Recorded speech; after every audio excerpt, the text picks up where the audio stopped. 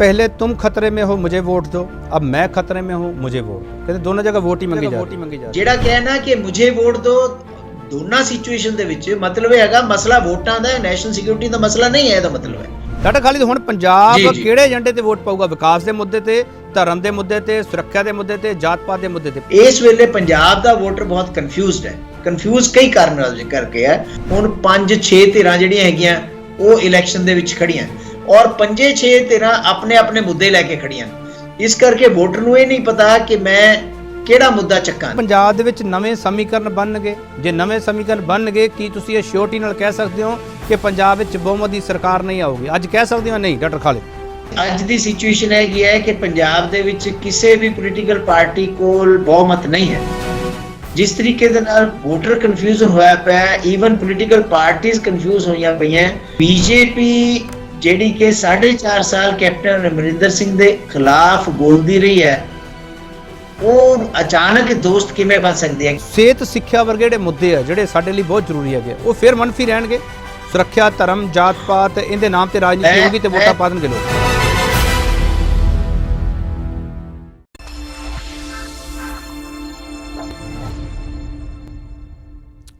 Justice ਦੇਖ ਰਹੇ ਤੁਸੀਂ, ਮੈਂ KP ਸਿੰਘ ਵਿਊ ਪੁਆਇੰਟ ਵਿੱਚ ਤੁਹਾਡਾ ਸਭ ਦਾ ਸਵਾਗਤ ਕਰਦਾ। ਪੰਜਾਬ ਦੇ ਸਿਆਸੀ ਅਖਾੜੇ ਤੇ ਬਹੁਤ ਸਾਰੀ ਬਹਿਸ ਹੋ ਚੁੱਕੀ ਹੈ। ਇਹ ਬਹਿਸ ਹੋਰ ਧਿਆਨ ਮੰਗਦੀ ਹੈ। ਧਿਆਨ ਇਸ ਤਰੀਕੇ ਨਾਲ ਮੰਗਦੀ ਹੈ ਕਿਉਂਕਿ ਜੋ ਪ੍ਰਧਾਨ ਮੰਤਰੀ ਇੱਥੇ ਆਉਂਦੇ ਆ ਉਸ ਤੋਂ ਬਾਅਦ ਇਸ ਬਹਿਸ ਦੇ ਵਿਚਾਲੇ ਜਿਹੜਾ ਸੁਰੱਖਿਆ ਵਾਲਾ ਮੁੱਦਾ ਖੜਾ ਹੋਇਆ ਉਸ ਤੇ ਸਿਆਸਤ ਬਹੁਤ ਜ਼ਿਆਦਾ ਹੋਈ ਹੈ। ਇਹ ਸਿਆਸਤ ਕੀ ਵਿਧਾਨ ਸਭਾ ਚੋਣਾਂ ਤੇ ਅਸਰ ਪਾ ਸਕਦੀ ਹੈ? ਪੰਜਾਬ ਦੇ ਸਿਆਸੀ ਅਖਾੜੇ ਤੇ ਅਸਰ ਪਾ ਸਕਦੀ ਹੈ? ਇਸ ਦੇ ਨਾਲ ਨਾਲ ਕੀ ਪੰਜਾਬ ਦਾ ਇੱਕ ਨੈਰੇਟਿਵ ਸੈੱਟ ਕਰਦੇ ਹੋਏ ਬਾਕੀ 4 ਸੂਬਿਆਂ ਦੇ ਵਿੱਚ ਉਹਦਾ ਲਾਹਾ ਤਾਂ ਨਹੀਂ ਲਿਆ ਜਾ ਸਕਦਾ, ਯਾਨੀ ਕਿ ਧਰੂਵੀਕਰਨ ਤਾਂ ਨਹੀਂ ਕੀਤਾ ਜਾ ਸਕਦਾ? ਇਹਨਾਂ ਸਾਰੇ ਸਵਾਲਾਂ ਦੇ ਜਵਾਬ ਲੈਣੇ ਬਣਦੇ ਆ ਤੇ ਬਹੁਤ ਹੀ ਖਾਸ ਮਹਿਮਾਨ ਸਾਡੇ ਨਾਲ ਮੌਜੂਦ ਹੋਣਗੇ। ਉਹਨਾਂ ਕੋਲ ਅਸੀਂ ਸਿੱਧਾ ਚੱਲਾਂਗੇ। 40 ਕੰਟਰੀਜ਼ ਦੀ ਸਟੱਡੀ ਕੀਤੀ ਇਹਨਾਂ ਦੇ PhD ਦੇ ਦਰਮਿਆਨ ਤੇ ਇਹਨਾਂ ਦਾ ਟੌਪਿਕ ਰਿਹਾ PhD ਦੇ ਵਿੱਚ ਹਿੰਦ ਮਹਾਸਾਗਰ ਦੀ ਜੀਓ ਪੋਲਿਟਿਕਸ।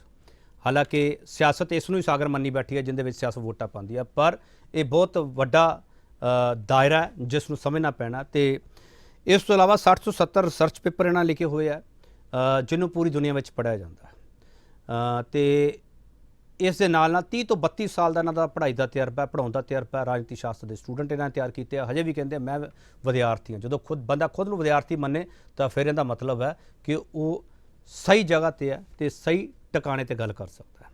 ਮੇਰੀ ਮੁਰਾਦ ਹੈ doctor Muhammad Khalid, political science ਦੇ ਪ੍ਰੋਫੈਸਰ। ਡਾਕਟਰ ਮੁਹੰਮਦ ਖਾਲਿਦ, ਤੁਹਾਡਾ ਬਹੁਤ ਸਵਾਗਤ ਹੈ sir. Thank you ji, thank you very much. Doctor Muhammad Khalid, ਮੈਂ ਇੱਥੋਂ ਸ਼ੁਰੂ ਕਰੂੰਗਾ। ਜਿਹੜਾ ਸਿਆਸਤ ਦਾ ਮਹਾਸਾਗਰ ਹੈ ਉਹ ਮਹਾਸਾਗਰ ਦੇ ਵਿੱਚ ਨੈਤਿਕਤਾ ਨਾਮ ਦੀ ਕੋਈ ਚੀਜ਼ ਹੈਗੀ ਹੈ ਜਾਂ ਨਹੀਂ? ਉਹ ਦਿਨ ਜਿਹੜੇ ਹੈਗੇ ਨਾ KP ਜੀ ਬੜੇ ਉਲੱਥ ਗਏ, ਪਰੇ ਚਲੇ ਗਏ। ਜਿਸ ਵੇਲੇ ਕਿਹਾ ਜਾਂਦਾ ਸੀਗਾ ਕਿ we are a party with a difference, ਜਾਂ ਇਹ ਕਿਹਾ ਜਾਂਦਾ ਸੀਗਾ ਕਿ ਅਸੀਂ ਵੈਲਿਊ ਬੇਸਡ ਪੋਲਿਟਿਕਸ ਕਰਦੇ ਹਾਂ। ਜਿਹੜੀ ਨੈਤਿਕਤਾ ਦੇ ਆਧਾਰ ਤੇ ਰਾਜਨੀਤੀ ਜਿਹੜੀ ਕਰਦੀਆਂ ਥੇ ਲੋਕ ਜਾਂ ਉਹ ਪੋਲੀਟੀਕਲ ਪਾਰਟੀਆਂ ਜਾਂ ਉਹ ਲੀਡਰ, ਉਹ ਸਭ ਤਕਰੀਬਨ ਖਤਮ ਹੋ ਗਿਆ। ਇਸ ਵੇਲੇ ਨੈਤਿਕਤਾ ਨਾਮ ਦੀ ਜਾਂ ਵੈਲਿਊਜ਼ ਨਾਮ ਦੀ ਕੋਈ ਚੀਜ਼ ਰਾਜਨੀਤੀ ਦੇ ਵਿੱਚ ਨਹੀਂ ਰਹੀ ਹੈ। ਆਪਾਂ ਰੋਜ਼ ਦੇਖ ਰਹੇ ਹਾਂ ਕਿਸ ਤਰ੍ਹਾਂ ਦੇ ਲੋਕ ਰਾਜਨੀਤੀ ਦੇ ਵਿੱਚ ਆ ਰਹੇ ਹੈ ਔਰ ਕਿਸ ਤਰੀਕੇ ਦੇ ਨਾਲ ਉਹਨਾਂ ਨੇ ਆਪਣਾ ਵਰਚਸਵ ਜਿਹੜਾ ਹੈਗਾ ਰਾਜਨੀਤੀ ਦੇ ਵਿੱਚ ਬਣਾਇਆ ਹੋਇਆ। ਲੇਕਿਨ ਮਿੰਟ ਇੱਕ ਨਹੀਂ ਲੱਗਦਾ ਉਹ ਆਪਣਾ ਪਾਲਾ ਬਦਲਦੇ, ਆਪਣੀ ਪਾਰਟੀ ਬਦਲਦੇ, ਆਪਣੀ ਵਿਚਾਰਧਾਰਾ ਬਦਲਦੇ ਔਰ ਉਹਦੇ ਵਿੱਚ ਕੋਈ ਨੈਤਿਕਤਾ ਨਹੀਂ, ਕੋਈ ਉਹਨਾਂ ਨੂੰ ਸ਼ਰਮ ਨਹੀਂ, ਕੋਈ ਲਿਹਾਜ਼ ਨਹੀਂ। ਸਿਰਫ ਇਹ ਦੇਖਦੇ ਆ ਵੀ ਕਿਸ ਤਰੀਕੇ ਦੇ ਨਾਲ ਮੈਂ ਆਪਣੀ ਰਾਜਨੀਤੀ ਨੂੰ ਚਮਕਾ ਸਕਦਾ, ਆਪਣੇ ਆਪ ਨੂੰ ਪੋਲੀਟੀਕਲੀ ਰੈਲੇਵੈਂਟ ਰੱਖ ਸਕਦਾ। ਚਲੋ, ਇਸ ਕਰਕੇ ਇਹ ਬੜੀ ਮੰਦਭਾਗੀ ਗੱਲ ਹੈ। ਚਾਹੇ ਕੇਂਦਰ ਦੀ ਰਾਜਨੀਤੀ ਹੈ, ਚਾਹੇ ਸਟੇਟਸ ਦੀ ਰਾਜਨੀਤੀ ਹੈ, ਚਾਹੇ ਲੋਕਲ ਲੈਵਲ ਦੀ ਮਿਊਨਿਸਪੈਲਿਟੀ ਦੀ ਜਾਂ ਪੰਚਾਇਤਾਂ ਦੀ ਰਾਜਨੀਤੀ ਹੈ, ਹਰ ਜਗ੍ਹਾ ਇਹੀ ਹਾਲ ਹੈ। ਡਾਕਟਰ ਮੁਹੰਮਦ ਖਾਲਿਦ, ਫਿਰ ਮੈਂ ਇਸ ਨੂੰ ਇਸ ਤਰੀਕੇ ਸਮਝਾਂ ਕਿ ਪਾਣੀ ਦੇ ਵਹਾਅ ਦੇ ਵਿੱਚ ਸਾਰੇ ਵਹਿ ਰਹੇ ਆ, ਜਿੱਧਰ ਪਾਣੀ ਜਾ ਰਿਹਾ ਉਸ ਵਹਾਅ ਦੇ ਵਿੱਚ, ਉਸੇ ਵਹਾਅ ਦੇ ਵਿੱਚ ਸਾਰੇ ਸਾਗਰ ਚੱਲਦੇ ਪਏ ਆ ਤੇ ਉਹ ਸਾਗਰ ਦੇ ਵਿੱਚ ਗੰਧਲਾਪਨ ਆ ਚੁੱਕਿਆ। ਬਹੁਤ ਘੱਟ ਜਨਤਾ ਐਸੀ ਰਹਿ ਗਈ ਹੈ, ਬਹੁਤ ਘੱਟ ਲੋਕ ਐਸੇ ਰਹਿ ਗਏ ਹੈ ਰਾਜਨੀਤੀ ਦੇ ਵਿੱਚ ਜਿਹੜੇ ਬਹਾਅ ਦੇ ਉਲਟ ਚੱਲ ਸਕਦੇ ਹਨ, ਜਿਹੜੇ ਬਹਾਅ ਨੂੰ ਠਹਿਰਾਓ ਦੇ ਸਕਦੇ ਹਨ। ਬਹੁਤ ਘੱਟ ਐਸੇ ਰਾਜਨੀਤਿਕ ਰਹਿ ਗਏ ਹੈ ਜਿਹੜੇ ਕਿ ਖੜੇ ਹੋ ਕੇ ਉਹ ਕਹਿ ਸਕਦੇ हैं ਕਿ ਨਹੀਂ ਇਹ ਗੱਲ ਗਲਤ ਹੈ, ਇਹ ਗੱਲ ਸਹੀ ਹੈ। ਹਰ ਬੰਦਾ ਜਿਹੜਾ ਰਾਜਨੀਤੀ ਦੇ ਵਿੱਚ ਹੈ ਉਹ ਜਾਂ ਤਾਂ ਇੱਕ ਬਿਜ਼ਨਸ ਦੇ ਮੂਡ ਦੇ ਵਿੱਚ ਹੈ ਜਾਂ ਆਪਣੇ ਆਪ ਨੂੰ ਰਾਜਨੀਤੀ ਦੇ ਵਿੱਚ ਐਕਟਿਵ ਕਰਨ ਵਾਸਤੇ ਹਰ ਤਰ੍ਹਾਂ ਦਾ ਹਰਬਾ ਹਿੱਲਾ ਇਸਤੇਮਾਲ ਕਰਨ ਦੇ ਮੂਡ ਦੇ ਵਿੱਚ ਹੈ, ਜੀ ਤੋਂ ਇਹ ਸਿੱਧ ਹੁੰਦਾ ਹੈ ਕਿ ਪੂਰੀ ਰਾਜਨੀਤੀ ਦੇਸ਼ ਦੀ ਨਗਾਰ ਵੱਲ ਜਾ ਰਹੀ ਹੈ, ਟੌਪ ਤੋਂ ਲੈ ਕੇ ਬਾਟਮ ਤੱਕ। ਔਰ ਉਹਦਾ ਨਤੀਜਾ ਇਹ ਹੈਗਾ ਕਿ ਜਨਤਾ ਦੇ ਨਾਲ ਜਿਸ ਤਰ੍ਹਾਂ ਦਾ ਖੜਵਾਲ ਕੀਤਾ ਜਾਂਦਾ ਹੈ, ਜਿਸ ਤਰ੍ਹਾਂ ਦੇ ਨਾਲ ਝੂਠ ਬੋਲਿਆ ਜਾਂਦਾ ਹੈ, ਜਿਸ ਤਰੀਕੇ ਦੇ ਨਾਲ ਜਨਤਾ ਨੂੰ ਇਲੈਕਸ਼ਨ ਦੇ ਦਿਨਾਂ ਦੇ ਵਿੱਚ ਬੇਵਕੂਫ ਬਣਾ ਕੇ ਸੱਤਾ ਹਾਸਿਲ ਕੀਤੀ ਜਾਂਦੀ ਹੈ, ਉਸ ਚੀਜ਼ ਨੂੰ ਜਿਹੜਾ ਈਵਨ ਦੇਸ਼ ਦੇ ਨਾਲ ਜਿਸ ਤਰੀਕੇ ਦੇ ਨਾਲ ਗੱਦਾਰੀ ਕੀਤੀ ਜਾਂਦੀ ਹੈ, ਝੂਠ ਬੋਲ ਕੇ ਔਰ ਇਹ ਸਾਰਾ ਕੁਝ ਕਰਕੇ, ਇਹ ਨਗਾਰ ਹੈ ਇਸ ਰਾਜਨੀਤੀ ਦਾ, ਜਿਹਦਾ ਸ਼ਿਕਾਰ ਆਪਾਂ ਸਭ ਲੋਕ। ਡਾਕਟਰ ਖਾਲਿਦ, ਵਹਾਅ ਨੂੰ ਜੇ ਰੋਕਣਾ, ਵਹਾਅ ਨੂੰ ਜੇ ਠੱਲਣਾ, ਉਹਦੇ ਉਲਟ ਖੜਨਾ, ਤਾਂ ਇੱਕ ਵੋਟ ਹੈ ਤੁਹਾਡੇ ਕੋਲੇ, ਤਾਕਤ ਹੈ ਜਿਹੜੀ। ਉਹ ਵੋਟ ਦੀ ਗੱਲ ਮੈਂ ਇਸ ਲਈ ਕਰ ਰਿਹਾ, ਵੋਟਾਂ ਪੈ ਰਹੀਆਂ ਪਿਛਲੇ ਕੁਝ ਸਾਲਾਂ ਤੋਂ ਲਗਾਤਾਰ ਸਿਕਿਉਰਿਟੀ ਦੇ ਮੁੱਦੇ ਤੇ, ਜੀ ਸਮਾਜਿਕ ਸੁਰੱਖਿਆ ਦੇ ਮੁੱਦੇ ਤੇ ਨਹੀਂ ਸਰ, ਮੈਂ ਬਾਰਡਰ ਸਿਕਿਉਰਿਟੀ ਦੀ ਗੱਲ ਕਰਦਾ ਪਿਆ, ਰਾਸ਼ਟਰਵਾਦ ਦੀ ਗੱਲ ਕਰਦਾ ਪਿਆ ਡਾਕਟਰ ਖਾਲਿਦ। ਮੈਂ ਹੁਣ ਇਸੇ ਸੰਦਰਭ ਵਿੱਚ ਪੰਜਾਬ ਵਾਪਸ ਆ ਰਿਹਾ ਤੁਹਾਡੇ ਕੋਲੇ, ਜਿਹੜੇ ਮੈਂ ਪੰਜਾਬ ਦਾ ਮੁੱਦਾ ਤੁਹਾਡੇ ਕੋਲ ਰੱਖਣਾ ਚਾਹੁੰਦਾ। ਪ੍ਰਧਾਨ ਮੰਤਰੀ ਇੱਥੇ ਆਉਂਦੇ ਆ, ਸਿਕਿਉਰਿਟੀ ਦਾ ਮਸਲਾ ਬਹੁਤ ਵੱਡਾ ਬਣਦਾ, ਸਿਆਸਤ ਤੇ ਖੂਬ ਹੁੰਦੀ ਹੈ। ਜੇ ਸਿਕਿਉਰਿਟੀ ਦਾ ਮਸਲਾ ਸਿਕਿਉਰਿਟੀ ਦੇ ਹਿਸਾਬ ਨਾਲ ਨਜਿੱਠੋ ਨਾ, ਸਾਰੀਆਂ ਏਜੰਸੀਆਂ ਜਾਂਚ ਕਰਨ, ਜਿਹੜਾ ਕਲਪ੍ਰਿਟ ਹੈਗਾ ਉਹਨੂੰ ਜਾ ਕੇ ਸਜ਼ਾ ਦਿਓ, ਜੋ ਮਰਜ਼ੀ ਕਾਰਵਾਈ ਕਰੋ। ਪਰ ਜਿਸ ਤਰੀਕੇ ਨਾਲ ਉਸ ਸਿਆਸਤ ਹੋਈ ਹੈ, ਕਿ ਪੰਜਾਬ ਤੋਂ ਇੱਕ ਨੈਰੇਟਿਵ ਸੈੱਟ ਕਰਨ ਦੀ ਕੋਸ਼ਿਸ਼ ਹੈ ਬਾਕੀ ਸੂਬਿਆਂ ਦੇ ਵਿੱਚ, ਕਿਉਂਕਿ ਬਾਕੀ ਸੂਬਿਆਂ ਵਿੱਚ ਵੀ ਇਲੈਕਸ਼ਨ ਹੈ। ਦੇਖੋ, ਸਭ ਤੋਂ ਪਹਿਲੀ ਤਾਂ ਗੱਲ ਇਹ ਹੈਗੀ ਹੈ KP ਜੀ, ਕਿ ਜਿਹੜੀ ਨੈਸ਼ਨਲ ਸਿਕਿਉਰਿਟੀ ਹੁੰਦੀ ਹੈ ਉਹ ਕੇਵਲ ਮਿਲਟਰੀ ਸਿਕਿਉਰਿਟੀ ਨਹੀਂ ਹੁੰਦੀ। ਨੈਸ਼ਨਲ ਸਿਕਿਉਰਿਟੀ ਦਾ ਜਿਹੜਾ ਨਵਾਂ ਕਨਸੈਪਟ ਹੈ, ਉਹਦੇ ਵਿੱਚ ਹੈਗਾ ਕੰਪਰੀਹੈਂਸਿਵ ਸਿਕਿਉਰਿਟੀ। ਉਹਦੇ ਵਿੱਚ ਲੋਕਾਂ ਦੇ ਵਿੱਚ ਤਾਲਮੇਲ ਦਾ ਵਧਣਾ, ਉਹਦੇ ਵਿੱਚ ਸਮਾਜ ਦੇ ਵਿੱਚ ਆਪਸ 'ਚ ਲੜਾਈ ਝਗੜੇ ਨਾ ਹੋਣਾ, ਰਾਇਟਸ ਨਾ ਹੋਣਾ, ਇਹ ਸਾਰੀਆਂ ਚੀਜ਼ਾਂ ਵੀ ਸਿਕਿਉਰਿਟੀ ਦੇ ਦਾਇਰੇ ਦੇ ਵਿੱਚ। ਡਾਕਟਰ ਖਾਲਿਦ, ਮੈਂ ਇਸ ਲਈ ਤਾਂ ਕਹਿ ਰਿਹਾ ਨਾ, ਸਮਾਜਿਕ ਸੁਰੱਖਿਆ ਦਾ ਮਸਲਾ ਨਹੀਂ ਚੱਕਿਆ ਜਾ ਰਿਹਾ, ਸਰਹੱਦੀ ਸੁਰੱਖਿਆ ਦੀ ਗੱਲ ਕੀਤੀ ਜਾ ਰਹੀ ਹੈ। ਬਾਰਡਰ ਸਿਕਿਉਰਿਟੀ ਕੇਵਲ ਸਿਕਿਉਰਿਟੀ ਨਹੀਂ ਹੈ ਜੀ, ਉਹ ਇੱਕ ਸਿਕਿਉਰਿਟੀ ਦਾ ਐਸਪੈਕਟ ਹੈ, ਅੰਦਰ ਹੈ। ਹੁਣ ਦੂਸਰੀ ਚੀਜ਼ ਇਹ ਹੈਗੀ ਹੈ ਕਿ ਨੈਰੇਟਿਵ ਸੈੱਟ ਕਰਨਾ। ਮੈਂ ਤੁਹਾਨੂੰ ਦੱਸਦਾ ਵੀ ਨੈਸ਼ਨਲ ਸਿਕਿਉਰਿਟੀ ਨੂੰ ਲੈ ਕੇ ਪਿਛਲੇ 3-4 ਇਲੈਕਸ਼ਨ ਜਿਹੜੇ ਹੈਗੇ ਆ ਉਹ ਲੜੇ ਗਏ ਹੈ ਸਟੇਟਾਂ ਦੇ ਵਿੱਚ ਵੀ। ਜਿਸ ਤਰੀਕੇ ਦੇ ਨਾਲ ਆਪਾਂ ਦੇਖਦੇ ਹਾਂ ਕਿ ਪੁਲਵਾਮਾ ਸਟ੍ਰਾਈਕ ਹੋਈ, ਉਹ ਤੋਂ ਬਾਅਦ ਉਹਨਾਂ ਦੇ ਸ਼ਹੀਦਾਂ ਨੂੰ ਜਿਸ ਤਰ੍ਹਾਂ ਰਾਜਨੀਤੀ ਦੇ ਵਿੱਚ ਇਸਤੇਮਾਲ ਕੀਤਾ ਗਿਆ, ਉਹਨਾਂ ਦੀਆਂ ਫੋਟੋਆਂ ਜਿਹੜੀਆਂ ਸੀਗੀਆਂ ਮੰਚਾਂ ਦੇ ਉੱਪਰ ਲਾਈਆਂ ਗਈਆਂ, ਇਹ ਸਾਰੀਆਂ ਚੀਜ਼ਾਂ ਤੋਂ ਲੱਗਦਾ ਹੈ ਕਿ ਨੈਸ਼ਨਲ ਸਿਕਿਉਰਿਟੀ ਦੀ ਤੁਹਾਨੂੰ ਚਿੰਤਾ ਘੱਟ ਹੈ। ਤੁਹਾਨੂੰ ਇਹ ਹੈਗਾ ਵੀ ਨੈਸ਼ਨਲ ਸਿਕਿਉਰਿਟੀ ਦੇ ਮੁੱਦੇ ਨੂੰ ਕਿਸ ਤਰੀਕੇ ਦੇ ਨਾਲ ਅਪਣਾਇਆ ਜਾਵੇ ਆਪਣੇ ਰਾਜਨੀਤਿਕ ਫਾਇਦੇ ਵਾਸਤੇ। ਹੁਣ ਤੀਸਰੀ ਜਿਹੜੀ ਗੱਲ ਹੈਗੀ ਹੈ ਉਹ ਹੈ ਕਿ ਮੋਦੀ ਸਾਹਿਬ ਆਏ ਇੱਥੇ ਔਰ ਆ ਕੇ ਉਹਨਾਂ ਨੇ ਜਿਸ ਤਰੀਕੇ ਦੇ ਨਾਲ ਕਿਹਾ ਕਿ ਮੈਂ ਚੀਫ ਮਿਨਿਸਟਰ ਨੂੰ ਕਹੀਓ ਕਿ ਮੈਂ ਕੁਝ ਕਿ ਵਾਪਸ ਜਾ ਰਿਹਾ ਠੀਕ ਠਾਕ ਜ਼ਿੰਦਾ ਜਾਂ ਜੋ ਵੀ ਹੈ, ਉਹਦੇ ਵਿੱਚ ਮੇਰਾ ਖਿਆਲ ਹੈ ਕਿ ਨੈਸ਼ਨਲ ਸਿਕਿਉਰਿਟੀ ਦਾ ਫੇਰ ਓਵਰਪਲੇ ਹੋ ਰਿਹਾ ਹੈ। ਦੇਖੋ, ਅਗਰ ਤੁਹਾਡੇ ਬਾਰਡਰ ਸਿਕਿਉਰ ਹੈ, ਅਗਰ ਤੁਹਾਡੇ ਆਲੇ ਦੁਆਲੇ SPG ਹੈ, ਅਗਰ ਤੁਹਾਡੀਆਂ ਜਿਹੜੀਆਂ ਹੈਗੀਆਂ ਬੁਲੇਟ ਪ੍ਰੂਫ ਗੱਡੀਆਂ ਦੇ ਵਿੱਚ ਤੁਸੀਂ ਹੈਗੇ ਹੋ, ਔਰ ਪੂਰੇ ਸਟੇਟ ਦੀ ਜਿਹੜੀ ਪੁਲਿਸ ਹੈ, ਔਰ ਇਹ ਏਰੀਆ BSF ਦੇ ਅੰਡਰ ਆਉਂਦਾ ਹੈ, ਕਿਉਂਕਿ 50 ਕਿਲੋਮੀਟਰ ਦਾ ਏਰੀਆ ਜਿਹੜਾ ਹੈਗਾ ਸਟੇਟ ਦਾ ਬਾਰਡਰ ਤੋਂ ਲੈ ਕੇ BSF ਦੇ ਅੰਡਰ ਹੈ। ਅਗਰ ਇੰਨਾ ਕੁਛ ਹੈ ਤਾਂ ਪ੍ਰਾਈਮ ਮਿਨਿਸਟਰ ਦੀ ਸਿਕਿਉਰਿਟੀ ਦਾ ਤਾਂ ਕੋਈ ਮੁੱਦਾ ਨਹੀਂ ਹੈ ਮੇਰੀ ਆਪਣੀ ਨਜ਼ਰ ਦੇ ਵਿੱਚ। ਹਾਂ, ਇਹ ਹੈ ਕਿ SPG, ਸਟੇਟ ਪੁਲਿਸ, IB ਜਿਹੜੀਆਂ ਕਿ ਸਾਰਾ ਸੈੱਟ ਕਰਦੀਆਂ ਜਿਹੜੀਆਂ ਪ੍ਰਾਈਮ ਮਿਨਿਸਟਰ ਦੀਆਂ ਵਿਜ਼ਿਟਸ ਹੁੰਦੀਆਂ, ਉਹਨਾਂ ਦੀ ਮਿਸਕਮਿਊਨੀਕੇਸ਼ਨ ਹੋਈ ਕਿਤੇ ਜਾਂ ਕੁਝ ਹੋਇਆ, ਉਹ ਤਾਂ ਹੋ ਸਕਦਾ ਹੈ। ਲੇਕਿਨ ਅਗਰ ਆਪਾਂ ਕਹੀਏ ਕਿ ਨੈਸ਼ਨਲ ਸਿਕਿਉਰਿਟੀ ਦਾ ਮੁੱਦਾ ਬਣ ਗਿਆ, ਮੈਨੂੰ ਲੱਗਦਾ ਐਸੀ ਕੋਈ ਗੱਲ ਨਹੀਂ ਹੈ। ਡਾਕਟਰ ਖਾਲਿਦ, ਮੈਂ ਹੁਣ ਟਵਿੱਟਰ ਤੇ ਪੜ੍ਹ ਰਿਹਾ ਸੀਗਾ, ਇੱਕ ਨੇ ਕੁਝ 2 ਲਾਈਨਾਂ ਲਿਖੀਆਂ, ਮੈਂ ਤੁਹਾਨੂੰ ਪੜ੍ਹ ਕੇ ਸੁਣਾ ਰਿਹਾ। ਉਹ ਕਹਿੰਦੇ, ਪਹਿਲੇ ਤੁਮ ਖਤਰੇ में हो मुझे वोट दो, अब मैं खतरे में हूँ मुझे वोट दो। ਕਹਿੰਦੇ ਦੋਨੋਂ ਜਗ੍ਹਾ ਵੋਟ ਹੀ ਮੰਗੀ ਜਾ ਰਹੀ ਹੈ। ਡਾਕਟਰ ਮੁਹੰਮਦ ਖਾਲਿਦ, ਇਸ ਨੂੰ ਕਿਸ ਤਰੀਕੇ ਮੈਂ ਸਮਝਾਂ? ਦੇਖੋ, ਮੈਂ ਇਸੇ ਗੱਲ ਨੂੰ, ਤੁਸੀਂ ਬਿਲਕੁਲ ਮੇਰੀ ਗੱਲ ਨੂੰ ਇਹ ਕਰ ਰਹੇ ਆ ਕਿ ਨੈਸ਼ਨਲ ਸਿਕਿਉਰਿਟੀ ਜਿਹੜੀ ਹੈਗੀ ਹੈ ਉਹ ਇੱਕ ਇਸ ਤਰ੍ਹਾਂ ਦਾ ਮੁੱਦਾ ਬਣ ਗਿਆ ਜਿਹਦਾ ਕਿ ਰਾਜਨੀਤੀਕਰਨ ਕੀਤਾ ਗਿਆ। ਜਿਹੜਾ ਕਹਿਣਾ ਕਿ ਮੁਝੇ ਵੋਟ ਦੋ, ਦੋਨਾਂ ਸਿਚੁਏਸ਼ਨ ਦੇ ਵਿੱਚ ਮਤਲਬ ਇਹ ਹੈਗਾ ਮਸਲਾ ਵੋਟਾਂ ਦਾ, ਨੈਸ਼ਨਲ ਸਿਕਿਉਰਿਟੀ ਦਾ ਮਸਲਾ ਨਹੀਂ ਹੈ। ਇਹਦਾ ਮਤਲਬ ਹੈ, ਇਹਦਾ ਮਤਲਬ ਇਹ ਹੈਗਾ ਕਲੀਅਰਲੀ ਕਿ ਤੁਸੀਂ ਨੈਸ਼ਨਲ ਸਿਕਿਉਰਿਟੀ ਚਾਹੇ ਉਹ ਖਤਰੇ 'ਚ ਹੈ ਜਾਂ ਚਾਹੇ ਨਹੀਂ ਹੈ, ਲੇਕਿਨ ਵੋਟ ਮੈਨੂੰ ਮਿਲਣੀ ਚਾਹੀਦੀ ਹੈ। ਉਹਦੇ ਵਿੱਚ ਅਗਰ ਆਪਾਂ ਦੇਖੀਏ ਤਾਂ ਜਿਹੜੇ ਪੋਲੀਟੀਕਲ ਲੀਡਰਸ ਹੈ ਉਹ ਇਸ ਚੀਜ਼ ਨੂੰ, ਇਹ ਮਤਲਬ ਹੈ ਤੁਸੀਂ ਦੇਖੋ ਵੀ ਆਰਮੀ ਦਾ ਇਸਤੇਮਾਲ, BSF, CRPF ਦਾ ਇਸਤੇਮਾਲ ਆਪਣੇ ਪੋਲੀਟੀਕਲ ਏਜੰਡੇ ਸੈੱਟ ਕਰਨ ਵਾਸਤੇ, ਈਡੀ ਦਾ ਇਸਤੇਮਾਲ ਆਪਣੇ ਏਜੰਡੇ ਸੈੱਟ ਕਰਨ ਵਾਸਤੇ, ਇਨਕਮ ਟੈਕਸ ਦਾ ਇਸਤੇਮਾਲ, ਉਹਦੇ ਵਿੱਚ ਨੈਸ਼ਨਲ ਸਿਕਿਉਰਿਟੀ ਦਾ ਕਿਤੇ ਨਹੀਂ ਹੈ। ਤੁਸੀਂ ਇਹ ਦੇਖੋ ਜਿੱਥੇ ਜਿੱਥੇ ਵੀ ਇਲੈਕਸ਼ਨ ਆਉਂਦਾ ਹੈ ਉੱਥੇ ਕਿਸ ਤਰੀਕੇ ਦੇ ਨਾਲ ਪ੍ਰਸੀਜ਼ਨ ਦੇ ਨਾਲ ਇਸਤੇਮਾਲ ਕੀਤਾ ਜਾ ਰਹੀ ਹੈ ਸਰਕਾਰੀ ਏਜੰਸੀਆਂ ਨੂੰ, ਉੱਥੇ ਨੈਸ਼ਨਲ ਸਿਕਿਉਰਿਟੀ ਦਾ ਤਾਂ ਕੋਈ ਮੁੱਦਾ ਨਹੀਂ ਹੈ ਜੀ। ਔਰ ਮੈਨੂੰ ਇਦਾਂ ਲੱਗਦਾ ਹੈ ਕਿ ਇਹ ਜਿਹੜਾ ਹੈਗਾ ਕਿ ਮੁਝੇ ਵੋਟ ਦੋ, ਬਸ ਸਿਰਫ ਮੁਝੇ ਵੋਟ ਦੋ, ਉਹਦੇ ਵਿੱਚ ਉਹਦੇ ਪਿੱਛੇ ਕੋਈ ਵੀ ਮੈਂ ਉਹ ਇਸਤੇਮਾਲ ਕਰ ਸਕਦਾ ਬਹਾਨਾ, ਲੇਕਿਨ ਮੇਰੇ ਕੋਲ ਸੱਤਾ ਹੋਣੀ ਚਾਹੀਦੀ ਹੈ। ਔਰ ਇਹ ਚੀਜ਼ ਜਿਹੜੀ ਹੈਗੀ ਹੈ ਚੱਲ ਰਹੀ ਹੈ, ਉਹਦੇ ਵਿੱਚ ਕੋਈ ਆਈਡੀਓਲੋਜੀ ਨਹੀਂ, ਕੋਈ ਜਨਤਾ ਦਾ ਭਲਾ ਨਹੀਂ, ਕੋਈ ਕੁਝ ਨਹੀਂ, ਸਿਰਫ ਇਹ ਹੈਗਾ ਵੀ ਮੈਨੂੰ ਸੱਤਾ ਮਿਲਣੀ ਚਾਹੀਦੀ ਹੈ। ਚਲੋ ਮੈਂ ਇੱਕ ਛੋਟਾ ਜਿਹਾ ਵਕਫਾ ਲਊਂਗਾ ਖਾਲਿਦ ਸਾਹਿਬ, ਵਕਫੇ ਤੋਂ ਵਾਪਸ ਆਊਂਗਾ ਤੇ ਇਹ ਸਵਾਲ ਹੋਵੇਗਾ ਕਿ 14 ਫਰਵਰੀ ਨੂੰ ਪੰਜਾਬ ਕਿਹੜੇ ਏਜੰਡੇ ਤੇ ਵੋਟ ਪਾਵੇਗਾ, ਕਿਉਂਕਿ ਪੰਜਾਬ ਦੇ ਵਿੱਚੋਂ ਇਹ ਸੁਰੱਖਿਆ ਵਾਲਾ ਮੁੱਦਾ ਚੱਕ ਕੇ ਪੂਰੇ ਦੇਸ਼ ਦੇ ਵਿੱਚ ਇਸ ਦੀ ਗੱਲ ਕੀਤੀ ਜਾ ਰਹੀ ਹੈ। ਪੰਜਾਬ ਇਸ ਬਾਬਤ ਕੀ ਸੋਚਦਾ, ਪੰਜਾਬ ਕਿਹੜੇ ਏਜੰਡੇ ਤੇ ਵੋਟ ਪਾਏਗਾ? ਕਿ ਪੰਜਾਬ ਤੇ ਰੀਅਲ ਇਸ਼ੂਸ ਆ ਜਿਹੜੇ ਅਸਲੀ ਮੁੱਦੇ ਆ ਉਹਨਾਂ ਨੂੰ ਪਾਸੇ ਕਰ ਦਿੱਤਾ ਗਿਆ?